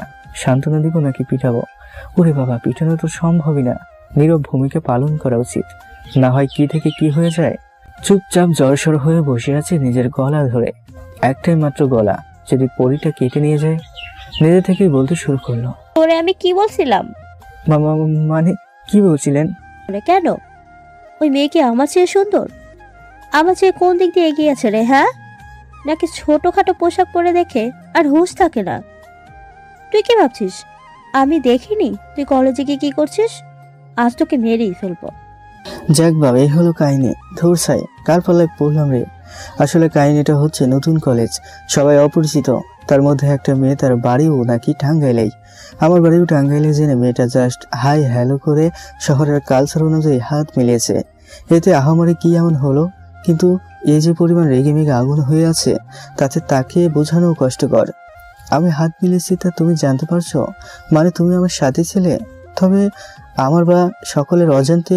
তাহলে এটা তো দেখেছো যে সেখানে ওই রকম পরিস্থিতি সৃষ্টি হয়নি যার জন্য তুমি রাগ দেখাবে, আমাকে মারতে আসবে। আমি বা সে কেউ তো রিলেশন বা অন্য কোনো দৃষ্টিতে দেখিনি। তা জানি, আর তা জানি বলে আজকের মতো ছেড়ে দিলাম। টেমের চক্রের পড়ার আগে যেন অন্তত আজকের কথাটা মনে থাকে। এটা মনে রাখবে, তুমি শুধুই আমার, আমি তোমাকেই পাবো। আর কেউ যদি সামনে আসার চেষ্টা করে তাকে তো মেরেই ফেলবো। আর তুমি কারোর সংস্পর্শে যাওয়ার চেষ্টা করলে তোমাকে ছেড়ে কথা বলবো না। মাইন্ডেড। খাবার রান্না করে রেখেছি, ফ্রেশ হয়ে এসো, একত্রে খাবো। যা ব্যবহার করলো এই সামান্য বিষয় নিয়ে, তাতে ওর প্রতি রাগ উঠে গেছে। আর আগের মতন ফিলিংসও কাজ করছে না। আর খাওয়ার মুড তো একদমই নাই। আমি তোমার কি হই যে তুমি আমার উপর জিদ দেখাচ্ছ, অধিকার দেখাচ্ছ? আর আমি খাবো না, তুমি খাও। কি বললি তুই? আমার মুখের উপর কথা বলার সাহস কই পেলি? আর তুই কে? মানে তুই আমার সব। আর এটা দ্রুত মাথায় ঢুকিয়ে নে, আমিও তোর সব। আমি ছাড়া কেউ তোর জীবনে আসেনি, আসতে দেইও নি, আর দিবও না। আর হ্যাঁ, যদি খাবার ঠান্ডা হয়ে যায় তো তোর খবর আছে। চুপচাপ ফ্রেশ হয়ে খেতে আসো। এমন ভাবে কড়া নজরে কথাগুলো বললো, তাতে আমার গলা আবার শুকিয়ে কাঠ হয়ে গেছে। কোনো উত্তর খুঁজে পাচ্ছি না, এমনকি বাধাও দিতে পারছি না, কোনো প্রশ্ন করতে পারছি না ভয়ে। কেন এই আপদ জীবনে আসলো তা ভাবতে ভাবতে কোনো উপায় না পেয়ে ফ্রেশ হতে চলে গেলাম। ফ্রেশ হয়ে এসে দেখি স্নেহা নীল রঙের একটি শাড়ি পরে, খোপায় বেলি ফুলের মালা গেঁথে, কপালে কালো রঙের একটি টিপ করে টেবিলের পাশে চেয়ার ধরে দাঁড়িয়ে আছে। এমন রূপ দেখেই মাথা চক্কর দিচ্ছে, মাথা বন বন করছে। হোক সে পড়ি, তাই বলে এত সুন্দর এই কেউ হতে পারে বলে আমার ধারণা ছিল না। ক্রাশ খাইলাম এক বালতি, হা করে তাকিয়ে আছি, আর তা দেখে বাঁকা চোখে মুচকি হাসি হাসছে স্নেহা। যা দেখে সব রাগ এক নিমিষে হারিয়ে গেল। ভুলে গেলাম একটু আগে স্নেহার করা নির্মম শারীরিক নির্যাতনের কথা। সব ভুলে আস্তে আস্তে এগিয়ে এসে খাবার টেবিলে চেয়ার টেনে বসে পড়লাম। স্নেহা নিজ হাতে খাইয়ে দিচ্ছে। আমি অবশ্য নিজেই খেতে চাচ্ছিলাম, কিন্তু ও বাধা দেওয়ায় আর জোর করতে পারিনি। আজকের একটু আগের কাহিনীটাতে মনের ভিতর অজানা এক ভয় পেয়ে বসেছে, তাই চুপচাপ খাচ্ছি। আর ওর রূপের সৌন্দর্য দেখে মুগ্ধ হচ্ছে। খাওয়াতে খাওয়াতে বলতে শুরু করলো, আমি তোমাকে অনেক পছন্দ করি, আর তা আগে থেকে। জানি না কবে তোমাকে ভালোবেসে ফেলেছি। তুমি জিজ্ঞেস করেছিলে না আমি কেন আসি পৃথিবীতে? এর প্রধান কারণটা সেদিন বলেছিলাম না, আর তা হচ্ছে তুমি। মানে তোমাকে দেখতেই মূলত আসা। আর তোমার দ্বিতীয় প্রশ্ন, তোমার কাছেই কেন আসি, সেটার উত্তর হচ্ছে আমি তোমার প্রেমে পড়ে গেছি। আর তোমাকে ছাড়া কিচ্ছুই ভাবতে পারি না। তোমাকে না দেখলে সবকিছুই খারাপ লাগে, তা যতই ভালো হোক। তোমার কাছে কাছে থাকলে মনে হয় পৃথিবীর সব সুখ আমার উপর এসে পড়েছে। এবার প্রশ্ন করতে পারো, প্রথম কই দেখেছিলাম বা কোথা থেকে শুরু হলো আমার ভালোবাসার গল্প? সেটা সময় হলে সব জানতে পারবে। এখন কথা হচ্ছে, আমি তোমাকে এক্ষুনি এসব বলছি কেন? দেখো কৌশিক, আমি সব মানতে রাজি, কিন্তু তুমি অন্য কোনো মেয়ের সংস্পর্শে আসো সেটা কোনোভাবে আমি মানতে পারবো না। তা হোক বন্ধুত্ব আর দুষ্টুমি বা ভালোবাসা। তুমি শুধু আমার, শুধু আমার, আমার না হলে কারোই না। আজ তুমি ওই মেয়ের হাত ধরাতে আমার কত কষ্ট হচ্ছিল, আমি নিজেরা কন্ট্রোল করতে পারছিলাম না। ভুল হয়ে গেছে কৌশিক, মাফ করে দাও। শুধু তুমি কোনো মেয়ের সাথে মেলামেশা করো না, তাহলে কোনোদিন কষ্ট পাবে না আমার দ্বারা। বলতে বলতে কেঁদে দিল। ওর কান্না দেখে আমার নিজেরও কান্না পাচ্ছে। পরক্ষণে মনে হলো কার কাঁদার কথা, কে কাঁদে রে বাবা। মেয়ে জাতি বলতেই এমন, সে যে হোক, মানুষ কিংবা পরি, মেরেও জিতবে, কেঁদেও জিতবে। আর একটু ঠোঁট বাঁকিয়ে মুচকি হাসি হেসে ছেলেদের মন মোমের মতো গলিয়ে পানি বের করে দিবে। যাই হোক, সব ভুল ক্ষমা করে দিলাম। এভাবে খুনসুটি দুষ্টুমি আর হাসি খেলায় 2 দিন পার হয়ে গেল। তৃতীয় দিন সন্ধ্যার পরে দুজনে বাইরে বের হলাম ঘোরাঘুরি করার জন্য। কিন্তু আশ্চর্য হয়ে গেলাম, আজ শুধু আমি একাই দেখছি স্নেহাকে, অন্য কেউ দেখতে পাচ্ছে না। কাহিনী পুরোটাই উল্টো হয়ে গেল। সেটা বুঝতে কিছুটা সময় লেগেছিল, আর তাতে সবাই পাগল মনে করছিল আমাকে, দ্বিতীয়বারের মতন। আমি ওর সাথে হেসে হেসে কথা বলি, আর তা আশেপাশের লোকজন দেখে ভাবছে আমি পাগল।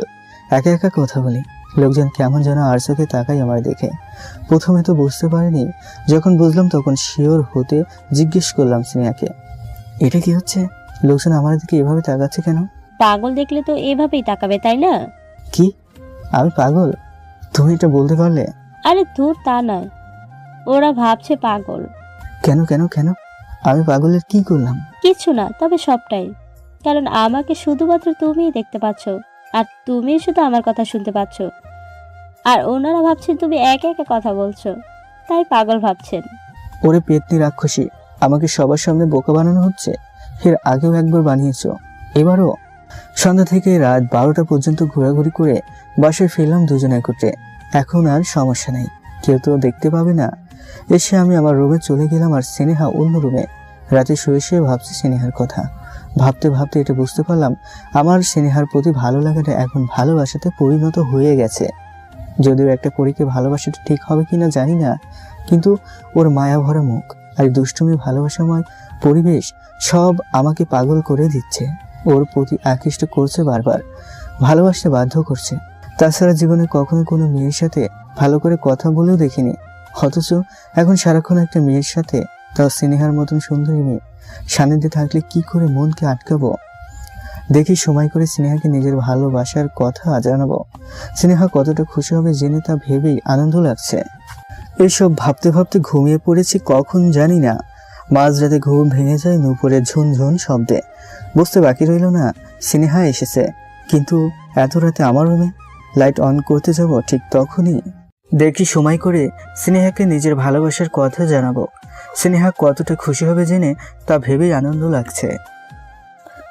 এসব ভাবতে ভাবতে ঘুমিয়ে পড়েছি কখন জানি না। মাঝরাতে ঘুম ভেঙে যায় নূপুরের ঝুনঝুন শব্দে।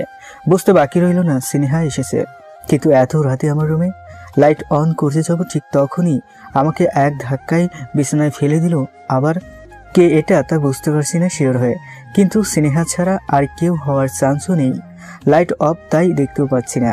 বিছানায় ফেলে দিয়ে আমার উপরে উঠে বসলো, ঘাড়ের দিকে মুখ দিচ্ছে। যদিও দেখতে পাচ্ছি না, তবুও মুখের নিঃশ্বাস পড়ায় টের পাচ্ছে মুখ দিচ্ছে ঘাড়ে। ভয়ে সারা শরীর কেঁপে উঠছে, আত্মা বের হয়ে যাওয়ার উপক্রম। মনে হচ্ছে হয়তো আজকে আমার শেষ দিন। এতদিন স্নেহা আমার সাথে ভালোবাসার অভিনয় করে আমার ঘাড়ে কামড় দিয়ে রক্ত চুষে খেয়ে মেরে ফেলবে। ভয়টা হতো না যদি হরর মুভি না দেখতাম। সাধারণত পড়ায় সব হরর মুভির মধ্যে কমন দৃশ্য থাকে যে পেতনিরা বা ভূতেরা মানুষের ঘাড়ে কামড় দিয়ে রক্ত চুষে খায়। নিজেকে বাঁচাতে নিজের সবটা শক্তি প্রয়োগ করে স্নেহাকে নিজের থেকে আলাদা করে লাফ দিয়ে বিছানা ছেড়ে একদম ফ্লোরে এসে পড়লাম। পরে গিয়ে কেটে গেল পায়ে খানিকটা, তবুও দৌড়ে প্রথমে লাইট অন করলাম, শিওর হওয়ার জন্য যে এটা স্নেহা নাকি অন্য কেউ। কারণ স্নেহা তো এরকম করার কথা না। এমনিতেই পরীরা আমার খোঁজ পেয়ে গেছে, কি জানি কে বলবে অন্য পরিও আসতে পারে। লাইট অন করার সাথে সাথে চিৎকার করতে গিয়ে করতে পারিনি, কারণ আমার মুখ হাত দিয়ে চেপে ধরে রেখেছে স্নেহা। চিৎকার করতে চাওয়ার কারণ হচ্ছে স্নেহা ছিল তখন অর্ধনগ্ন, শরীরে শুধু একটা ব্লাউজ আর ছায়া পরা, শাড়ি খুলে বিছানার পাশে রেখে দিয়েছে, আর ওইটা অবস্থাতেই আমার উপর উঠেছিল। স্নেহার উদ্দেশ্যটা নিশ্চিত হয়ে চিৎকার করতে চেয়েছিলাম, কিন্তু মুখ চেপে ধরায় চিৎকার করতে পারলাম না। স্নেহা আস্তে আস্তে আমাকে দেওয়ালের সাথে চেপে ধরে চুমু খেতে শুরু করলো। বুকে গালে কপালে পাগলের মতন হয়ে চুমু খাচ্ছে। লজ্জার ভয় দুইটাই আঁকড়ে ধরেছে আমাকে। এদিকে ওর এমন কামুক দৃষ্টি আর কার্যকলাপে নিজের মস্তিষ্ক বন্ধ হতে শুরু করে দিল। মাতলের মতন মাথা ঝিমঝিম করছে, নিজের উপর নিজের কন্ট্রোল হারাতে শুরু হয়ে গেছে। এমন পরিস্থিতিতে যে কোনো পুরুষের নিজের মস্তিষ্ক বন্ধ হবে, এটাই স্বাভাবিক। কিন্তু আমি এরকম পাপ কাজে লিপ্ত হতে চাচ্ছি না। নিজেকে কন্ট্রোল করে দুই হাতে স্নেহার দুই হাত ধরে ফেললাম, কিছুটা ধাক্কা দিয়ে সরিয়ে দিলাম। কিন্তু স্নেহার সেদিকে কোনো ভ্রুক্ষেপ নেই, আবার জাপটিয়ে ধরলো ক্ষুধার্তর বাঘিনীর মতন। ওর চোখ মুখ স্পষ্ট জানান দিচ্ছে ওর নিজের প্রতি কোনো কন্ট্রোল নেই। যেভাবে যে প্রকারই হোক ওর কামুক চাহিদা মেটাতেই হবে। আবার দৌড়ে এসে লেপটে ধরলো আমাকে, শক্ত করে চিপে ধরলো দেওয়ালের সাথে। দুই হাত দিয়ে আমার দুই হাত চিপে ধরলো দেওয়ালের সাথে। আমাকে বুকে কিস করতে শুরু করলো, আস্তে আস্তে গলা এক পর্যায়ে ঠোঁটে কিস করতে শুরু করলো। ওর পাগলামি বেড়েই চলেছে, আর এদিকে ক্ষণে ক্ষণে আমার কন্ট্রোল আমি হারিয়ে ফেলছি, আবার ফিরে পাচ্ছি। এমনভাবে চললো কিছু সময়। না, এভাবে চলতে দেওয়া যায় না। স্নেহা নিজের খেয়ালে নেই, হারিয়ে গেছে যৌবন মুক্ত নীলায়। যতদূর শক্তি ছিল সবটা খাটিয়ে স্নেহাকে সরিয়ে দিয়ে ঠাস করে দুই গেলে দুইটা থাপ্পড় বসিয়ে দিলাম। সুন্দর গালের সাথে সাথে তৎক্ষণাৎ লাল হয়ে গেল। আমার হাতের 5টা আঙ্গুল দুই গালে স্পষ্ট ছাপ পড়ে গেছে। স্নেহার চোখ বেয়ে নোনা জল গড়িয়ে পড়ছে নিজের অজান্তেই। হয়তো ওর চোখের পানিও এখনো ওর কন্ট্রোলে নেই। আমার থেকে কিছুটা সরে আস্তে আস্তে পিছিয়ে বিছানায় বসে পড়লো পুতুলের মতন। না, নিজের কাছেই খারাপ লাগছে। এভাবে এত জোরে থাপ্পড় মারাটা ঠিক হয়নি। বুঝেও তো বলতে পারতাম, আবার ভয়ও পাচ্ছে। কি জানি, এ তো আর মানুষ নয়, যদি রেগে গিয়ে আমার কোনো ক্ষতি করে ফেলে। থুর, ভয় কষ্ট দুইটা মিলে মাথা ঘোরাচ্ছে। কি থেকে যে কি করব বুঝতে যাব নাকি নীরবতা পালন করব। কিছুক্ষণ এভাবেই পার হয়ে গেল। স্নেহা নীরবে চোখের পানি বের করছে, আর মাঝে মধ্যে এক হাত দিয়ে চোখের পানি মুছে যাচ্ছে। তাছাড়া আর কোনো নড়াচড়া নেই। না, নিজেকে আর সামলাতে পারছি না, খুবই কষ্ট হচ্ছে, আমার বুকটা ফেটে যাচ্ছে। আস্তে আস্তে পা টিপে টিপে স্নেহার কাছে বিছানায় স্নেহার পাশে বসলাম। আমার বসা থেকে হালকা নড়ে চড়ে বসলো। আমি উকি দিয়ে স্নেহার মুখ দেখার চেষ্টা করছি, কিন্তু হালকা স্বরে মুখ লুকিয়ে নিল। বোঝা যাচ্ছে সবটাই অভিমানে। হাত দিয়ে মুখটা আমার দিকে ঘুরিয়ে আনার চেষ্টা করলাম, কিন্তু তাতেও ব্যর্থ। মেয়েটা ভালো অভিমান করেছে, যেভাবেই হোক ভাঙাতে হবে। জোর করে আমার দিকে ঘুরিয়ে এনে বলতে শুরু করলাম, স্নেহা দেখো, তুমি যেটা করতে চাচ্ছ বা চাচ্ছিলে সেটা সবটাই অন্যায়। এভাবে অনৈতিক সম্পর্কে জড়ানোর মতন ছেলে আমি নই, আর এটা পাপ। সামাজিকভাবে বলো আর ধর্মের দিক থেকেই বলো, কোনোভাবেই এমন সম্পর্ক কেউ মানবে না। কেউ তো দূরের কথা, আমি নিজেও মানব না। তাছাড়া সবচেয়ে বড় কথা হচ্ছে, আমাদের সম্পর্কটাকে কলঙ্কিত করতে চাচ্ছি না, সম্পর্কে কোনো প্রকার কালো ছায়া ফেলতে চাচ্ছি না। আমি তোমাকে বারবার সরাতে চেষ্টা করেও ব্যর্থ, তাই শেষমেশ থাপ্পড় মারতে বাধ্য হয়েছিলাম। কারণ ওই সময় তোমার যে অবস্থা ছিল তাতে হাজার বোঝালেও তুমি বুঝ মানতে না। প্লিজ, জানি ভুল করেছি থাপ্পড় মেরে, তবুও তোমার কাছে ক্ষমা চাচ্ছি, দয়া করে মাফ করে দাও। স্নেহা কিছুক্ষণ নীরব ভূমিকা পালন করে কি যেন ভেবে আস্তে আস্তে বলতে শুরু করলো, তোমার সব কথা বুঝতে পারছি, শুধু এতটুকুই প্রশ্ন করব, তুমি কি আমাকে ভালোবাসো না? আমাকে চাও না? ইয়ে মানে হ্যাঁ, ভালোবাসি। সত্য বলতে এই কয়দিনে তোমাকে কখন যে ভালোবেসে ফেলেছি তা নিজে বুঝতে পারিনি। আর চাওয়া, যাকে ভালোবাসি তাকে চাইবো না, এটা কেমন প্রশ্ন? তুমি যদি সত্যি আমাকে ভালোবেসে থাকো আর চাও, তাহলে তুমি আমাকে বাধা দিচ্ছ কেন? তুমি কি আমাকে আপন করে পেতে চাও না? আরে ধুর, কি বলো? চাই, তবে এই চাওয়া আর ওই চাওয়া এক নয়। আমি তোমাকে ভালোবেসে তোমাকে যথাযথ মর্যাদা দিয়ে তোমাকে বিয়ে করে সারা জীবন এই করতে থাকতে চাই। তাই বলে তুমি যে এভাবে চাচ্ছ সেভাবে নয়। আমি তোমার কথার আগামাদা কিছু বুঝতে পারছি না। যদি চাও তাহলে কেন আদর করবে না, বুকে জড়িয়ে নিবে না, দুজনে ভেসে কেন যাব না সুখের সাগরে? তুমি কি আমাকে নিজের একদম কাছে গভীর থেকে গভীরে নিতে চাও না? চাই, তবে সবটা বৈধভাবে, মানে বিয়ে করে। এই সহজ কথাটা কেন বোঝার চেষ্টা করছো না তুমি? শেষমেশ অনেক বুঝিয়ে শুনিয়ে স্নেহাকে ওর রুমে পাঠিয়ে দিলাম। সেদিন থেকে শুরু হলো নতুন জীবন, ভালোবাসার জীবন। হাসি খুশি আর হই হুল্লোড়ে কেটে গেল আরও 15 দিন। আর এই কয়দিনের মধ্যে স্নেহাকে কোনো রূপ খারাপ কিছু ভাবতে দেখিনি, বা কোনো রূপ খারাপ কিছু করার চেষ্টা করতেও দেখিনি। কলেজ, বাসা আর স্নেহাকে নিয়ে কেটে যাচ্ছে। বাড়িতে বা কাউকে বলিনি স্নেহার বিষয়ে, বলাটাও বোকামি হবে। কেউ সহজে বিশ্বাস করবে না, আর করলেও আলাদা করার জন্য উঠে পড়ে লেগে যাবে। আর আমি কোনোভাবেই স্নেহাকে নিজে থেকে আলাদা করতে চাই না। আমার জীবনের শ্রেষ্ঠ উপহার হিসেবে স্নেহা আমার জীবনে এসেছে। সব সময় আমার খেয়াল রাখে, কি খাবো কি পরবো, আমার একটু কষ্ট যেন ওর জীবন চলে যায়। বিন্দুমাত্র কষ্ট পেতে দেয় না। তবে ওর একটাই দাবি, আর তা হচ্ছে আমি কোনো মেয়ের সাথে কথা বলতে পারবো না। রিলেশন তো দূরের কথা, আর আমিও তা অক্ষরে অক্ষরে পালন করি। কলেজে বা বাসায় কোথাও কোনো মেয়ের সাথে কথা বলি না। বাসায় তো এমনিতেই কথা বলার কেউ নেই, আর কলেজে গিয়েও সব মেয়ের থেকে নিজেকে আলাদা রাখি। ওর প্রতি এতটা দুর্বল হয়ে পড়েছি যে ওরে ছাড়া কিচ্ছু ভাবতে পারি না। এমনকি রাতেও যদি আলাদা রুমে থাকি, তবু স্নেহা যখন ফজরের আজানের আগে চলে যায়, তখন মনে হয় আমার বুকটা খালি হয়ে গেল। সব সময় চিন্তা হয় যদি আর ফিরে না আসে।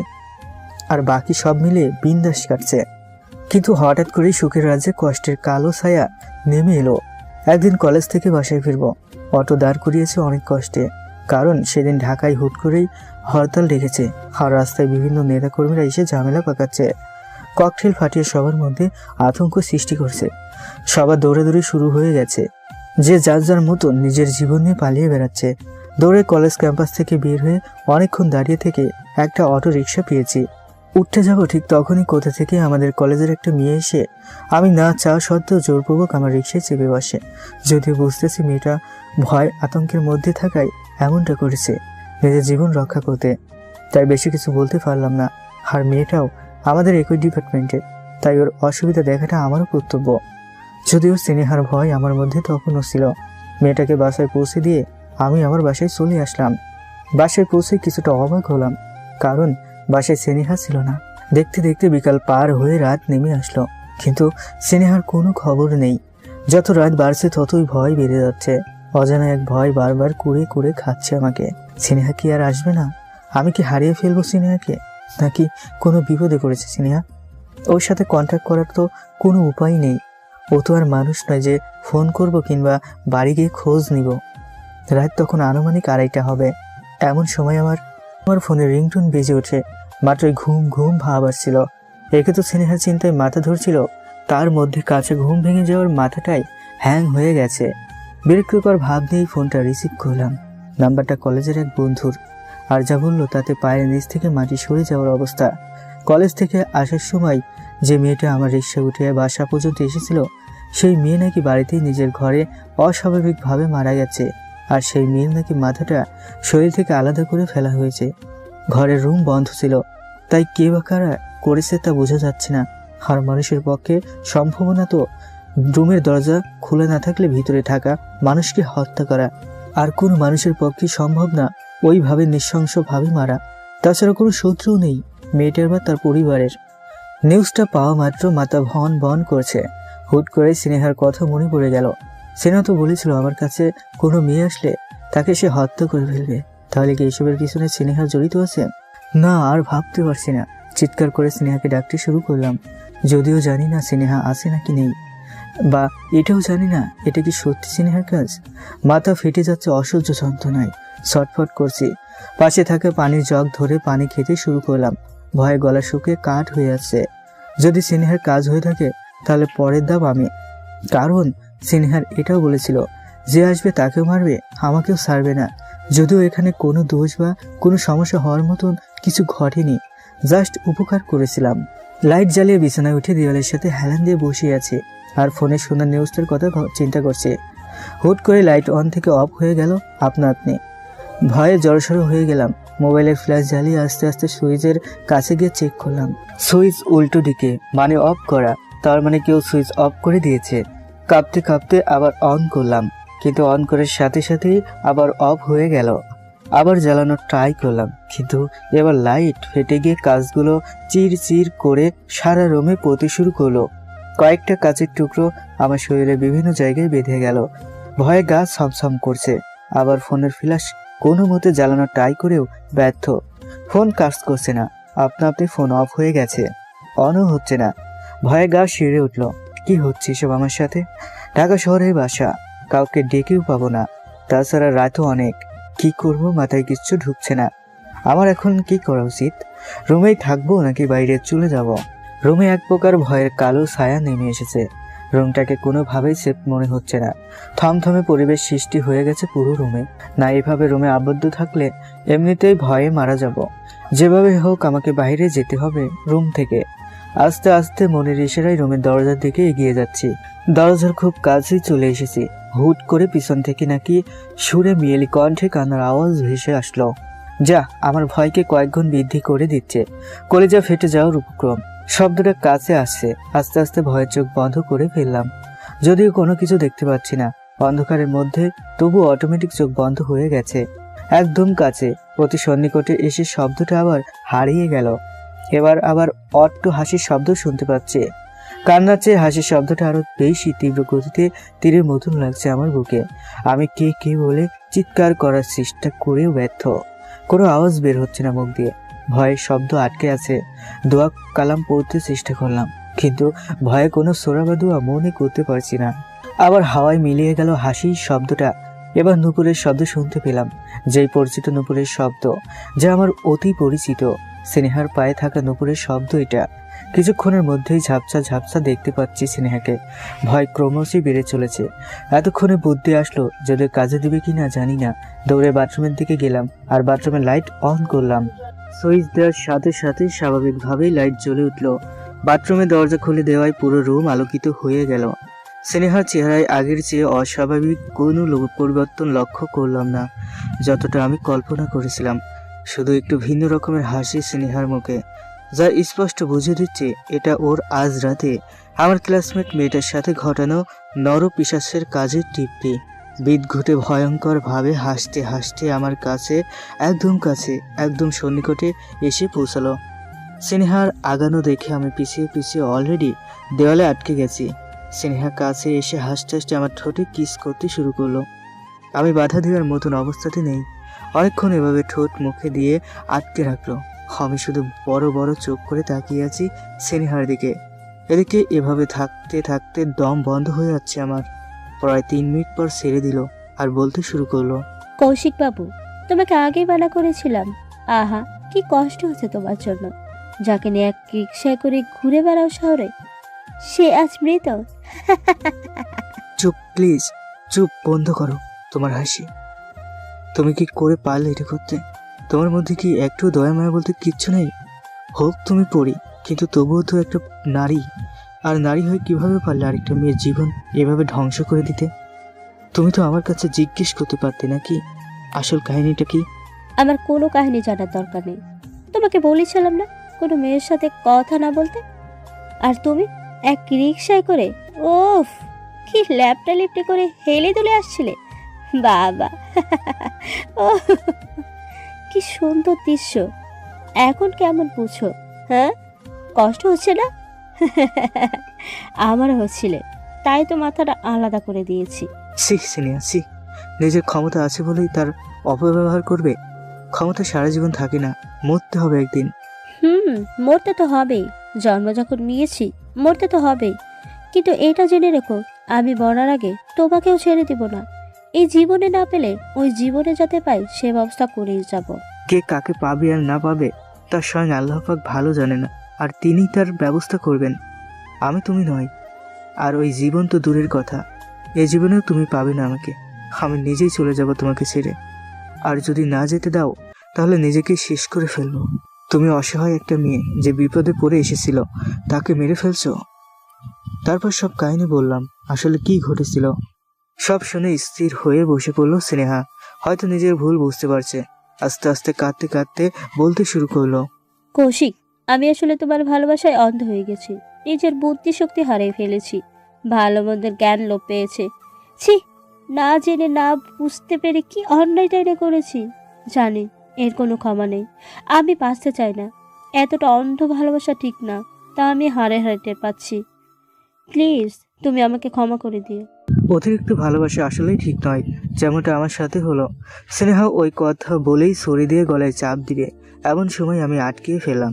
স্নেহার হাত থেকে ছুরি কেড়ে নিলাম। কোনোভাবেই ছাড়তে চাচ্ছিলাম না, তাই আরেকটা থাপ্পড় দিলাম। কি পাগলামি করছো? ভুল তো করে ফেলেছো, আরেকটা ভুল করবে নাকি? তুমি আমাকে বাধা দিও না। আমার বেঁচে থাকার অধিকার নাই। প্লিজ তুমি আমাকে ক্ষমা করে দিও। দেখো, এসব পাগলামি একদম পছন্দ না আমার। আর আমি ক্ষমা করার কেউ নই।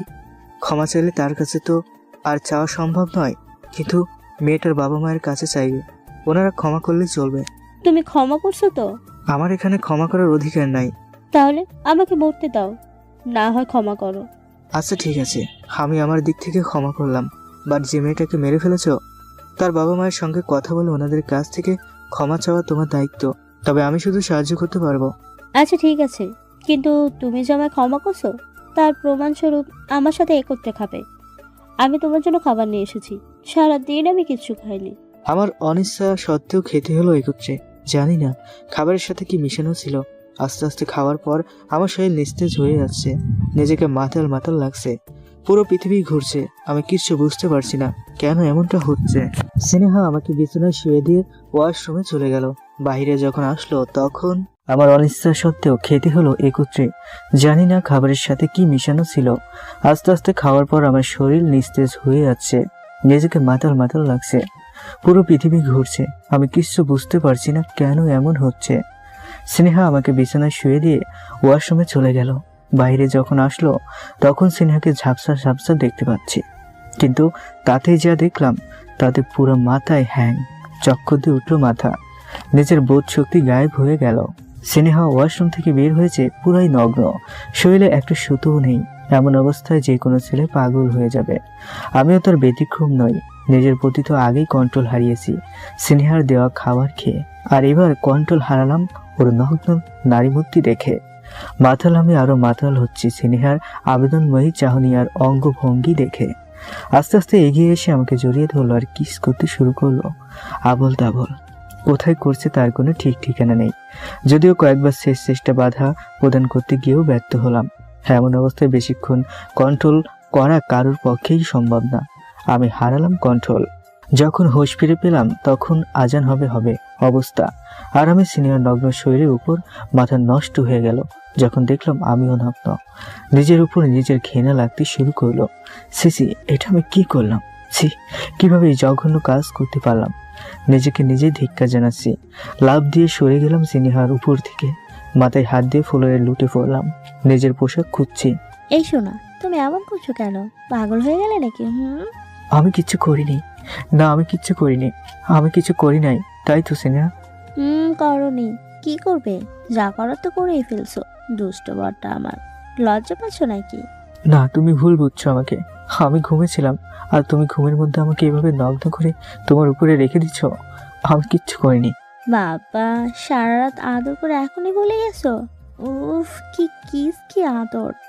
তাও একবার দুইবার না, 4-4 বার। আর হ্যাঁ, এত লজ্জা পাওয়ার কি হলো তোমার? আমরাই তো নাকি? যেটা বিয়ের পর করতাম সেটা না হয় আগে করছো, এতে সমস্যার কি হলো?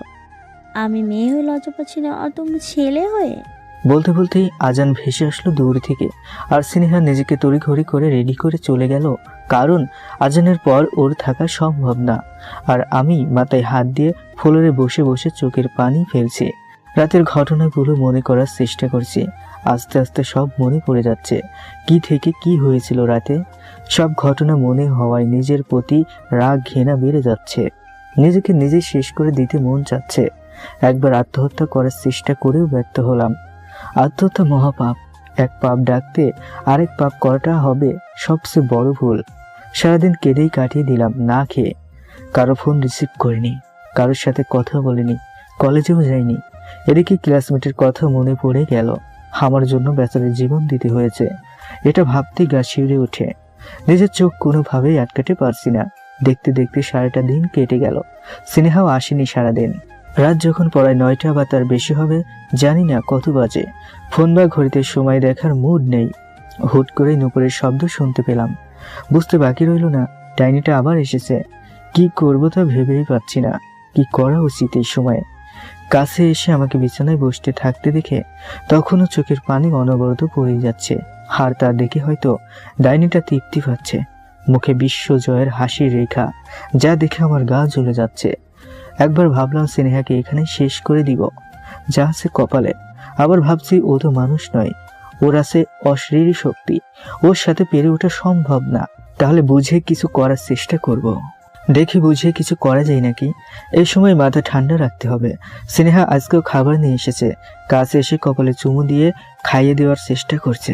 আমি বাধা দিলাম, কিন্তু তাতে উল্টো ফল পেলাম। রাগে ওর চোখ লাল হয়ে গেল, চোখ দিয়ে এখনই আগুন বের হবে অবস্থা, যা দেখে ভয় আটকে উঠি। স্নেহাও কোনো কথা বলল না, শুধু চোখ গরম করা ছাড়া। আমিও ভয়ে কিছু বলতে পারলাম না। নীরবে ওর কথা মেনে নিলাম। খাইয়ে দিল না চাওয়া সত্ত্বেও খেতে বাধ্য হলাম। আর এমনিতেই 7 দিন না খেয়ে থাকায় খিদা লেগেছিল। না খেয়ে উপায়ও ছিল না। নিজেও খেলো, আমাকেও খাইয়ে দিল। এবার সেই তরল খাবার, জানি না মদ নাকি, তবে যেইটা খাওয়ার পর মাতালের মতো হয়েছিলাম। সেক্স কন্ট্রোল ছিল না। সেই তরল পানি জাতীয় খাবারটা খাওয়ার জন্য জোর করছে। বাধা দিলাম। কৌশিক, আমি যতদূর তোমাকে চিনি তুমি খুবই বুদ্ধিমান একটা ছেলে। আমি শুধু এইটুকুই বলবো, আমার কথার অবাধ্য হয়ে নিজে বা নিজের পরিবারের কোনো ক্ষতি ডেকে এনো না। তোমার সেই বান্ধবী নাকি তোমার গার্লফ্রেন্ড, তার সাথে কি করেছি তা তো মনে আছে নাকি? এমন ঘটনা পুনরাবৃত্তি আবার না ঘটে সেই দিকে নজর দাও। স্নেহ দেখো, তুমি ওরে মেরে কিন্তু ভুল করেছ, আর সেই ভুলের কথা স্বীকার করে ক্ষমাও চেয়েছ। তোমাকে সব বলার পরেও তুমি এমনটা কেন করছো? কি ক্ষতি করেছি তোমার? তুমি চাইলে তো বিয়ে করে এসব করতে পারতে। আমি নিজ থেকেই করতাম, কিন্তু এভাবে অবৈধ। কথাটা শেষ হওয়ার আগেই আমার মুখ চেপে ধরে। চুপ, একদম চুপ। তোদের মতো মানুষ জাতির কাছে বৈধ অবৈধর কথা শোভা পায় না। তোরা শুধু মেয়েদের শরীরটাই চিনিস, তার মন আবেগ কেনা, ভালোবাসা কেনা। আমিও তোদের শিক্ষা দেওয়ার জন্য এসেছি। তাতে আমার যত অভিনয় করার দরকার আমি করব। আমার অন্তরে কোনো ভালোবাসা নেই, বিশেষ করে মানব জাতির জন্য। আর তোর প্রতি তো নেই। অভিনয় মানে তুমি এতদিন আমার সাথে অভিনয় করেছো, ভালোবাসার নাটক করেছো? কিন্তু কেন?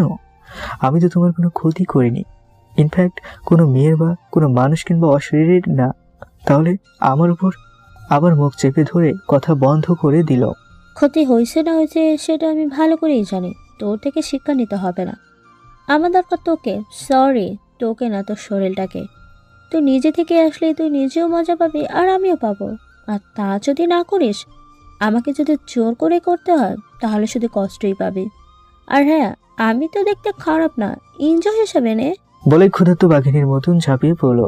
জানি না আজকে আমার কি হলো, অল্পতেই নিজেকে হারিয়ে ফেললাম। আজকেও 4-5 বার হয়ে গেল। এভাবেই চলছে। জানি না কোন ঘোরের মধ্যে কাটাচ্ছি, কি জাদু করেছে। এখন আমিও শারীরিক সম্পর্ক ছাড়া থাকতে পারি না। পড়াশোনা, খাওয়া দাওয়া বাদে সব সময় শারীরিক সম্পর্কের মধ্যেই কেটে যাচ্ছে। কোনো হুঁশ নেই বাহিরের কোনো দিকে। মোটামুটি পড়ায় এভাবে চলে গেছে 1 মাস। 1 মাসের মধ্যে কি হয়েছে, কি করেছে নিজেও জানি না। আমি যে আমার মধ্যে ছিলাম না তা 1 মাস পরে মনে হলো। যেদিন 1 মাস পরে হুঁশ ফিরে পেলাম, সেদিন বাসা থেকে বের হয়েছি সন্ধ্যার দিকে। বাইরে অনেক কোলাহল, রং নিয়ে খেলা করছে লোকজন। যাকে পাচ্ছে তাকে রং ছিটিয়ে দিচ্ছে, ফটকা আতশবাজি ফোটানো হচ্ছে। সে হুলস্থুল কাণ্ড। আমি তো অবাক, কি ব্যাপার, এরকম হইহুল্লোড় করার কারণটা কি? এগিয়ে গেলাম, একজনকে জিজ্ঞেস করব কিসের জন্য এত আয়োজন। ঠিক তখনই একটা ফটকা আমার একদম কাছে ফোটানো হয়।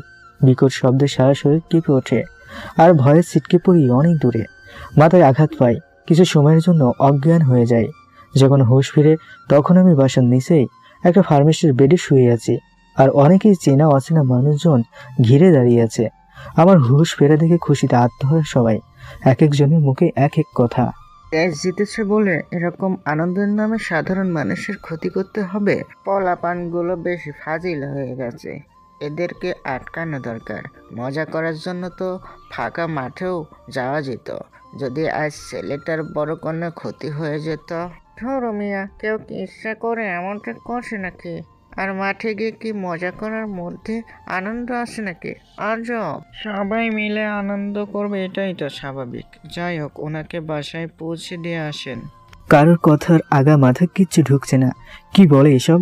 আর আমার মাথায় যে আঘাত পেয়েছি বা আমি ফার্মেতে যে এসেছি সেটাই কিভাবে আসলাম তা মনে নেই। শুধু মনে ছিল স্নেহা আমাকে খাইয়ে দিচ্ছিল। কিন্তু আমি এখানে কিভাবে? একজনের কাঁধে ভর করে বাসার রুম পর্যন্ত আসলাম, আর তার মুখে শুনলাম আজ নাকি বাংলাদেশ চ্যাম্পিয়ন লিগের সেমিফাইনাল উঠছে, আর তার জন্য নাকি সবাই আনন্দ করতে রাস্তায় নেমে আসছে। আর সেই সময় আমি আঘাত পাই। বাসায় রুমে রেখে উনি চলে যায়, আর আমি ডুবে পড়ি ভাবনার রাজ্যে।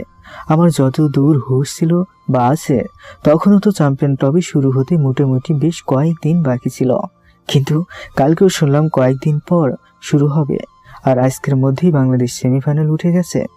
আমি ক্রিকেট খেলার চরম ভক্ত। আমি কোনো খেলা মিস করি না, বিশেষ করে বাংলাদেশে খেলা হলে। আর আমি না, মাথা ফেটে যাচ্ছে। মোবাইলের স্ক্রিনে তাকিয়ে দেখি সময় আর ডেটটা ডেট আজ যতদিন কাল স্মৃতি মনে আছে তার চেয়ে 1 মাস 2 দিনের পরের তারিখ। মাথা ঘুরাচ্ছে, আমি কি ভুল দেখতেছি নাকি মোবাইলে ভুল সময় তারিখ শো করছে। কনফার্ম হওয়ার জন্য পত্রিকায় নজর দিলাম, না তারিখ তো আগেরটাই সাথে মিলে না। তার মানে আমার জীবন থেকে 1 মাস 2 দিন গায়েব। চিন্তার উপর আরেক চিন্তা, তাহলে আমি এই কয়েকদিন কই ছিলাম, কি করছি? বাড়িতে কি কোনো যোগাযোগ ছিল? যদি না থাকে তাহলে তো না, আর ভাবতে পারছি না। বাড়িতে সাথে সাথে ফোন দিলাম, আম্মু রিসিভ করলো। বেশ অবাক হলাম এটা ভেবে যে আমি 1 মাস 2 দিন পরে ফোন করছি, অথচ ওনার কোনো ভ্রুক্ষেপ নেই। স্বাভাবিকের মতন কথা বলল। না, ফোনটা রেখে দিয়ে কলেজের এক বন্ধুকে ফোন দিলাম। ওরে ফোন দিয়ে আরো বেশি অবাক হলাম। কি রে মামা, তুই না একটু আগেই ফোন করে বললি আমার এদিকে আসবি, এখনো তোর আসা হলো না? কতক্ষণ লাগে শুনি? আমরা সবাই তোর জন্য অপেক্ষা করছি, আর তুই? কোনো উত্তর না দিয়েই ফোনটা কেটে দিলাম। ভয়ে পা কাঁপছে। তার মানে এই কয়দিন আমি স্বাভাবিক ছিলাম আর সবার সাথে স্বাভাবিক আচরণ করেছি, কিন্তু আমার তো কিছু মনে পড়ছে না। ওয়াশরুমে গলায় চোখে মুখে পানি দিয়ে আয়নার সামনে দাঁড়ালাম। নিজেকে নিজে চিনতে পারছি না। আগের আমি আর এখনকার আমির মধ্যে রাত দিন তফাৎ। শুকনো আর রোগপাতলা হয়ে গেছে, চোখ মুখ শুকিয়ে গেছে। ফিট শরীর এখন আনফিট। শরীরে মাংস নেই বললেই চলে, শুধু হাড়গুলো দেখা যাচ্ছে। নিজেকে নিজের দেখে চিৎকার করে উঠলাম, এ কি হাল হয়েছে আমার? এই অবস্থায় বাড়ি যাব কি করে? বাবা মাকে কি উত্তর দিব এখন চেহারা হওয়ার কারণের কথা? গাঁজাখোর বা হিরোইন খোরদের যেমন দেখা যায় আমাকেও ঠিক তেমনটাই দেখা যাচ্ছে। মাথা গরম হয়ে যাচ্ছে। চিন্তা করেও কোনো উত্তর বা সমাধান পাচ্ছি না। কি হয়েছিল আমার সাথে? না, আর ভাল লাগছে না। লম্বা সময় নিয়ে শাওয়ার নিলাম। কিছুটা হালকা লাগছে নিজেকে। আস্তে আস্তে সব মনে পড়তে শুরু করলো। সব মনে পড়ে গেল এই 1 মাস কি করেছি।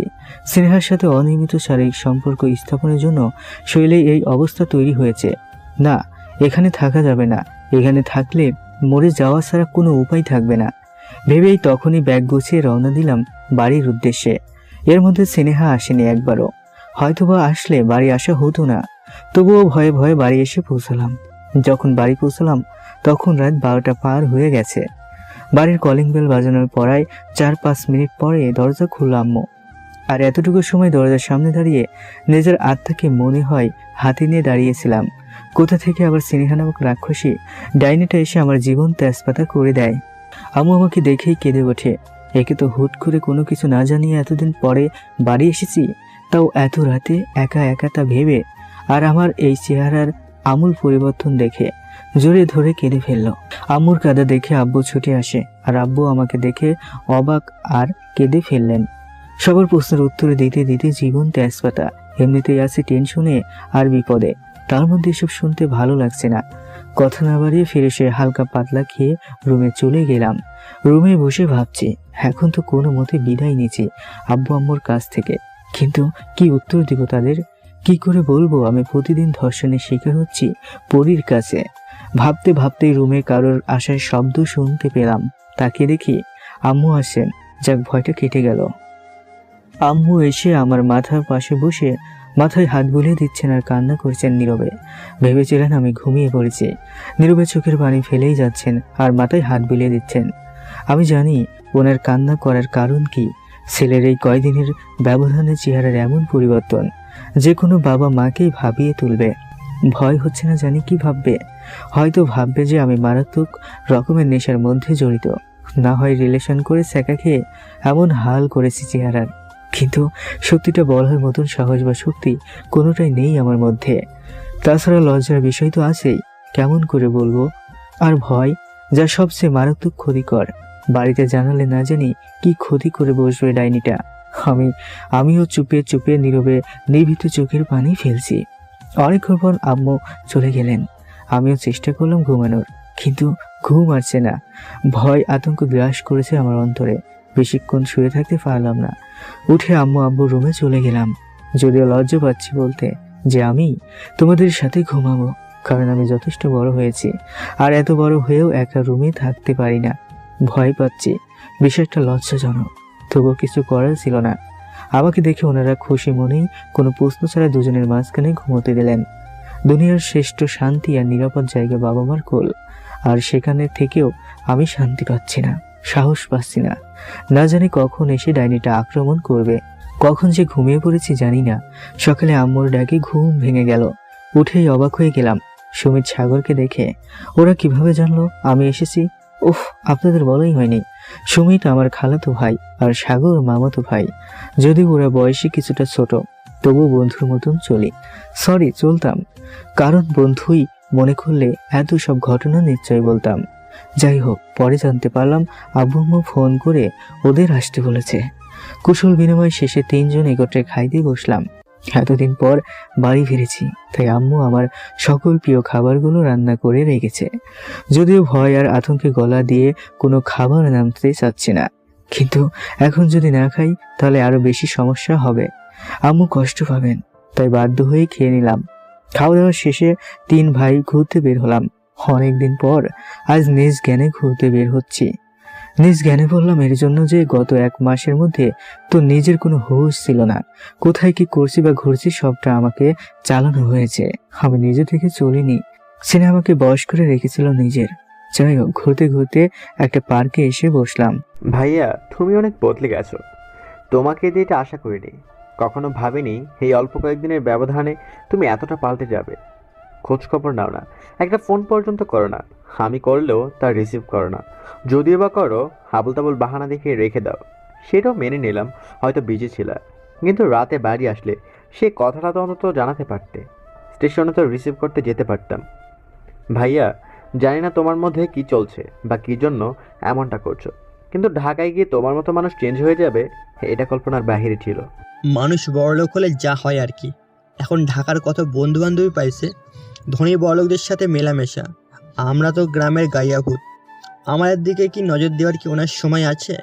কিন্তু আফসোস হচ্ছে, সুমিত তুই নিজেও তো চলে যাবি, জানি তুইও এমনটা করবি। আমি শুধু পরিবর্তন হতে পারবো না রে। কখনো না, আমি কখনোই পরিবর্তন হব না। দেখো তুমি, আমি সবার মতো বেইমান না। কথাটা একদম তীরের মতো অন্তরে লেগে গেল আমার।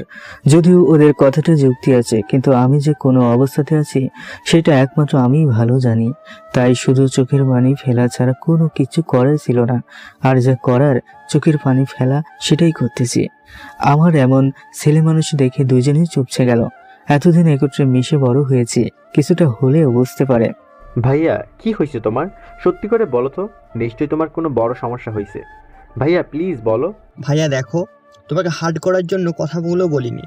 আসলে ফুফু আমাদের ফোন করে নিয়ে এসেছে তোমার সম্পর্কে জিজ্ঞাসা করতে। তোমার যে চেহারার হাল বানিয়েছো তাতে তোমাকে ভয়ঙ্কর লাগছে, চিনাই যাচ্ছে না। প্লিজ ভাইয়া, মন খারাপ করো না। আমরা নিজে থেকে কথাগুলো বলতে চাইনি, তোমাকে কষ্ট দেওয়ার কোনো ইচ্ছেই ছিল না। প্লিজ ভাইয়া বলো, তোমার কি হয়েছে? তুমি কি কোনো রিলেশনশিপ করছো আর তাতে ব্রেকআপ হয়েছে, কিংবা কোনো নেশা? ধুর ভাইয়া, কি জিজ্ঞেস করো? কৌশিক ভাইয়া আর নেশা? অসম্ভব। অন্য কোনো সমস্যা হয়েছে? ভাইয়া প্লিজ বলো কি হয়েছে। আমরা নিজের জীবন দিয়ে হলেও চেষ্টা করব তোমাকে সাহায্য করতে। অনেক ভেবেচিন্তে দেখলাম এখন যদি সমস্যার কথা না বলি আর কখনোই বলা হবে না, আর কোনো সমাধানের পথও পাবো না। ওরা যদি কোনো সাহায্য করতে পারে। আসলে যখন আমি ঢাকায় যাই তার 3 দিন পর ভাইয়া বাদাম নেবেন কথায় বেঘাত ঘটলো এক 10-12 বছরের পিচ্ছি মেয়ে। নোংরা উস্কো খুস্কো চুল, দেখেই বোঝা যাচ্ছে বস্তির মেয়ে হবে। আর বাদাম বিক্রি করাই তার পেশা। যদিও কষ্ট লাগলো, এই বয়সে যার স্কুলে থাকার কথা সে আজ মেয়ে হয়ে বাদাম বিক্রি করছে। সুমিত নিজেই কিনলো 10 টাকার বাদাম, আমাকে টাকা দিতে দিল না। বাদাম নিয়ে টাকা নিয়ে মেয়েটা চলে যাচ্ছে, আর আমিও কথা শুরু করব। তখনই মেয়েটা পিছনে ফিরে তাকে মুচকি হাসি হেসে বলল। কথাটা বলেই একটা হাসি দিল, আর হাসিটা একদম বুক চিরে যাচ্ছে আমার। এই হাসি আমার অনেক দিনের পরিচিত হাসি। এটা সেই ডাইনি স্নেহার হাসি। হাসিটা কান পর্যন্ত আসার সঙ্গে সঙ্গে কান 2 হাতে চেপে ধরলাম, চোখ বন্ধ করে ফেললাম কয়েক সেকেন্ডের জন্য। বেশি না, মাত্র 3-4 সেকেন্ড হবে। চোখ খুলে পার্কের খোলা ময়দানের সবটুকুতে তাকিয়েও সেই মেয়ের কোনো চিহ্ন পর্যন্ত পেলাম না। তাহলে এই মেয়ে কে ছিল? মনের ভিতর হাজারো জল্পনা কল্পনা সৃষ্টি হচ্ছে। মেয়েটা কি সত্যি মানুষ ছিল, নাকি অন্য কিছু? মেয়েটা কি কোনো আভাস দিয়ে গেল, নাকি শাসন? না, যাই হোক, এদের আমার কাহিনীর কিচ্ছু বলা যাবে না। না জানি নিজের জন্য এদের প্রাণ বিপদের মধ্যে পড়ে। কোনো মতে অসুস্থতা ভান করে কোনো কিছু না বলে ওদের নিয়ে বের হয়ে আসলাম বাড়ির দিকে। মাথায় কিছু ঢুকছে না। তাহলে কি স্নেহা এখানেও চলে এসেছে? না, আরো ভাবতে পারছি না। বাসায় গিয়ে দুপুরের খাবার খেয়ে ঘুমের ওষুধ খেয়ে ঘুমালাম। 3 জনে একত্রেই ঘুমাইলাম। বিকেলে উঠে ফিরে এসে আবার বাইরে গেলাম। যদিও ইচ্ছে ছিল না, কিন্তু ওদের জড়াজড়িতে যেতে বাধ্য। সন্ধ্যার পরে আরো বেশ কিছু বন্ধুর, যদিও তেমন ঘনিষ্ঠ না, তবুও ঢাকা থেকে এসেছি, তাই সবাই একত্রিত হয়েছে। সাথে আড্ডা দিলাম। সবার একটাই প্রশ্ন, আমার শরীরের এতটা অবনতি কিভাবে হলো, আর যার উত্তর থাকলেও দিতে পারছি না। এই এক প্রশ্ন শুনতে শুনতে বিরক্ত হয়ে গেছি, তাই আর বেশিক্ষণ থাকা হলো না। বাসার উদ্দেশ্যে রওনা দিলাম। রাতের খাবার খেয়ে তিনজন একত্রে ঘুমিয়েছে। মাঝরাতে ঘুম ভেঙে যায় প্রচন্ড ঠান্ডায়। মনে হচ্ছে আমি বরফের উপর শুয়ে আছি। চোখ মেলে দেখি আমি আমার বাসার ছাদে। মাথায় বাস পড়ে গেল। আমি তো আমার বিছানায় থাকার কথা, কিন্তু আমি এখানে আসলাম কি করে? শরীর অবশ হয়ে যাচ্ছে ভয়ে। তাহলে কি স্নেহা আমাকে নিয়ে এসেছে? ভাবা শেষ হওয়ার আগেই সেই পিশাচিনীর হাসি। পিছনে তাকালাম অনেক ভয়ে ভয়ে। তাকিয়ে দেখি স্নেহা দাঁড়িয়ে আছে, আর ওই দুই চোখ দিয়ে আগুন বের হবে হবে ভাব। রাগে গজ গজ করছে, এখন আমাকে ছিঁড়ে দুই টুকরো করে ফেলবে। তুমি তুমি এখানে? কি ভেবেছিলি পালিয়ে আসবি বলে তোকে ছেড়ে দেব? কখনো না, তোকে তো জীবন থাকতে আমি ছাড়বো না। তোর এত বড় সাহস হলে কি করে পালিয়ে চলে আসার?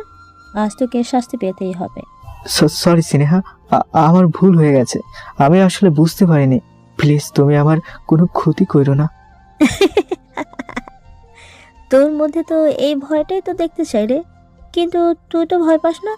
আজ তোর শাস্তি না দিলে সারা জীবনও ভয় পাবি না। সরি স্নেহা, দয়া করে কোনো ক্ষতি করো না আমার। আমি আর কখনো তোমার কথার বিরুদ্ধে যাব না। মজা পাচ্ছি রে, মজা পাচ্ছি। আর হ্যাঁ, তোর ক্ষতি করবো না তো। তোর রুমে কে যেন শুয়ে আছে দেখলাম, ওই দুজনের ঘাড় মটকাবো। তাতেই তোর শিক্ষা হবে। না স্নেহা, তুমি এটা কোনোভাবেই করতে পারো না। ওরা তো তোমার কোনো ক্ষতি করেনি। ভুল যা আমি করেছি। যাও, তোমার যদি ক্ষতি করার ইচ্ছেই থাকে তাহলে আমাকেই মেরে ফেলো, তবু ওদের কোনো ক্ষতি করো না প্লিজ।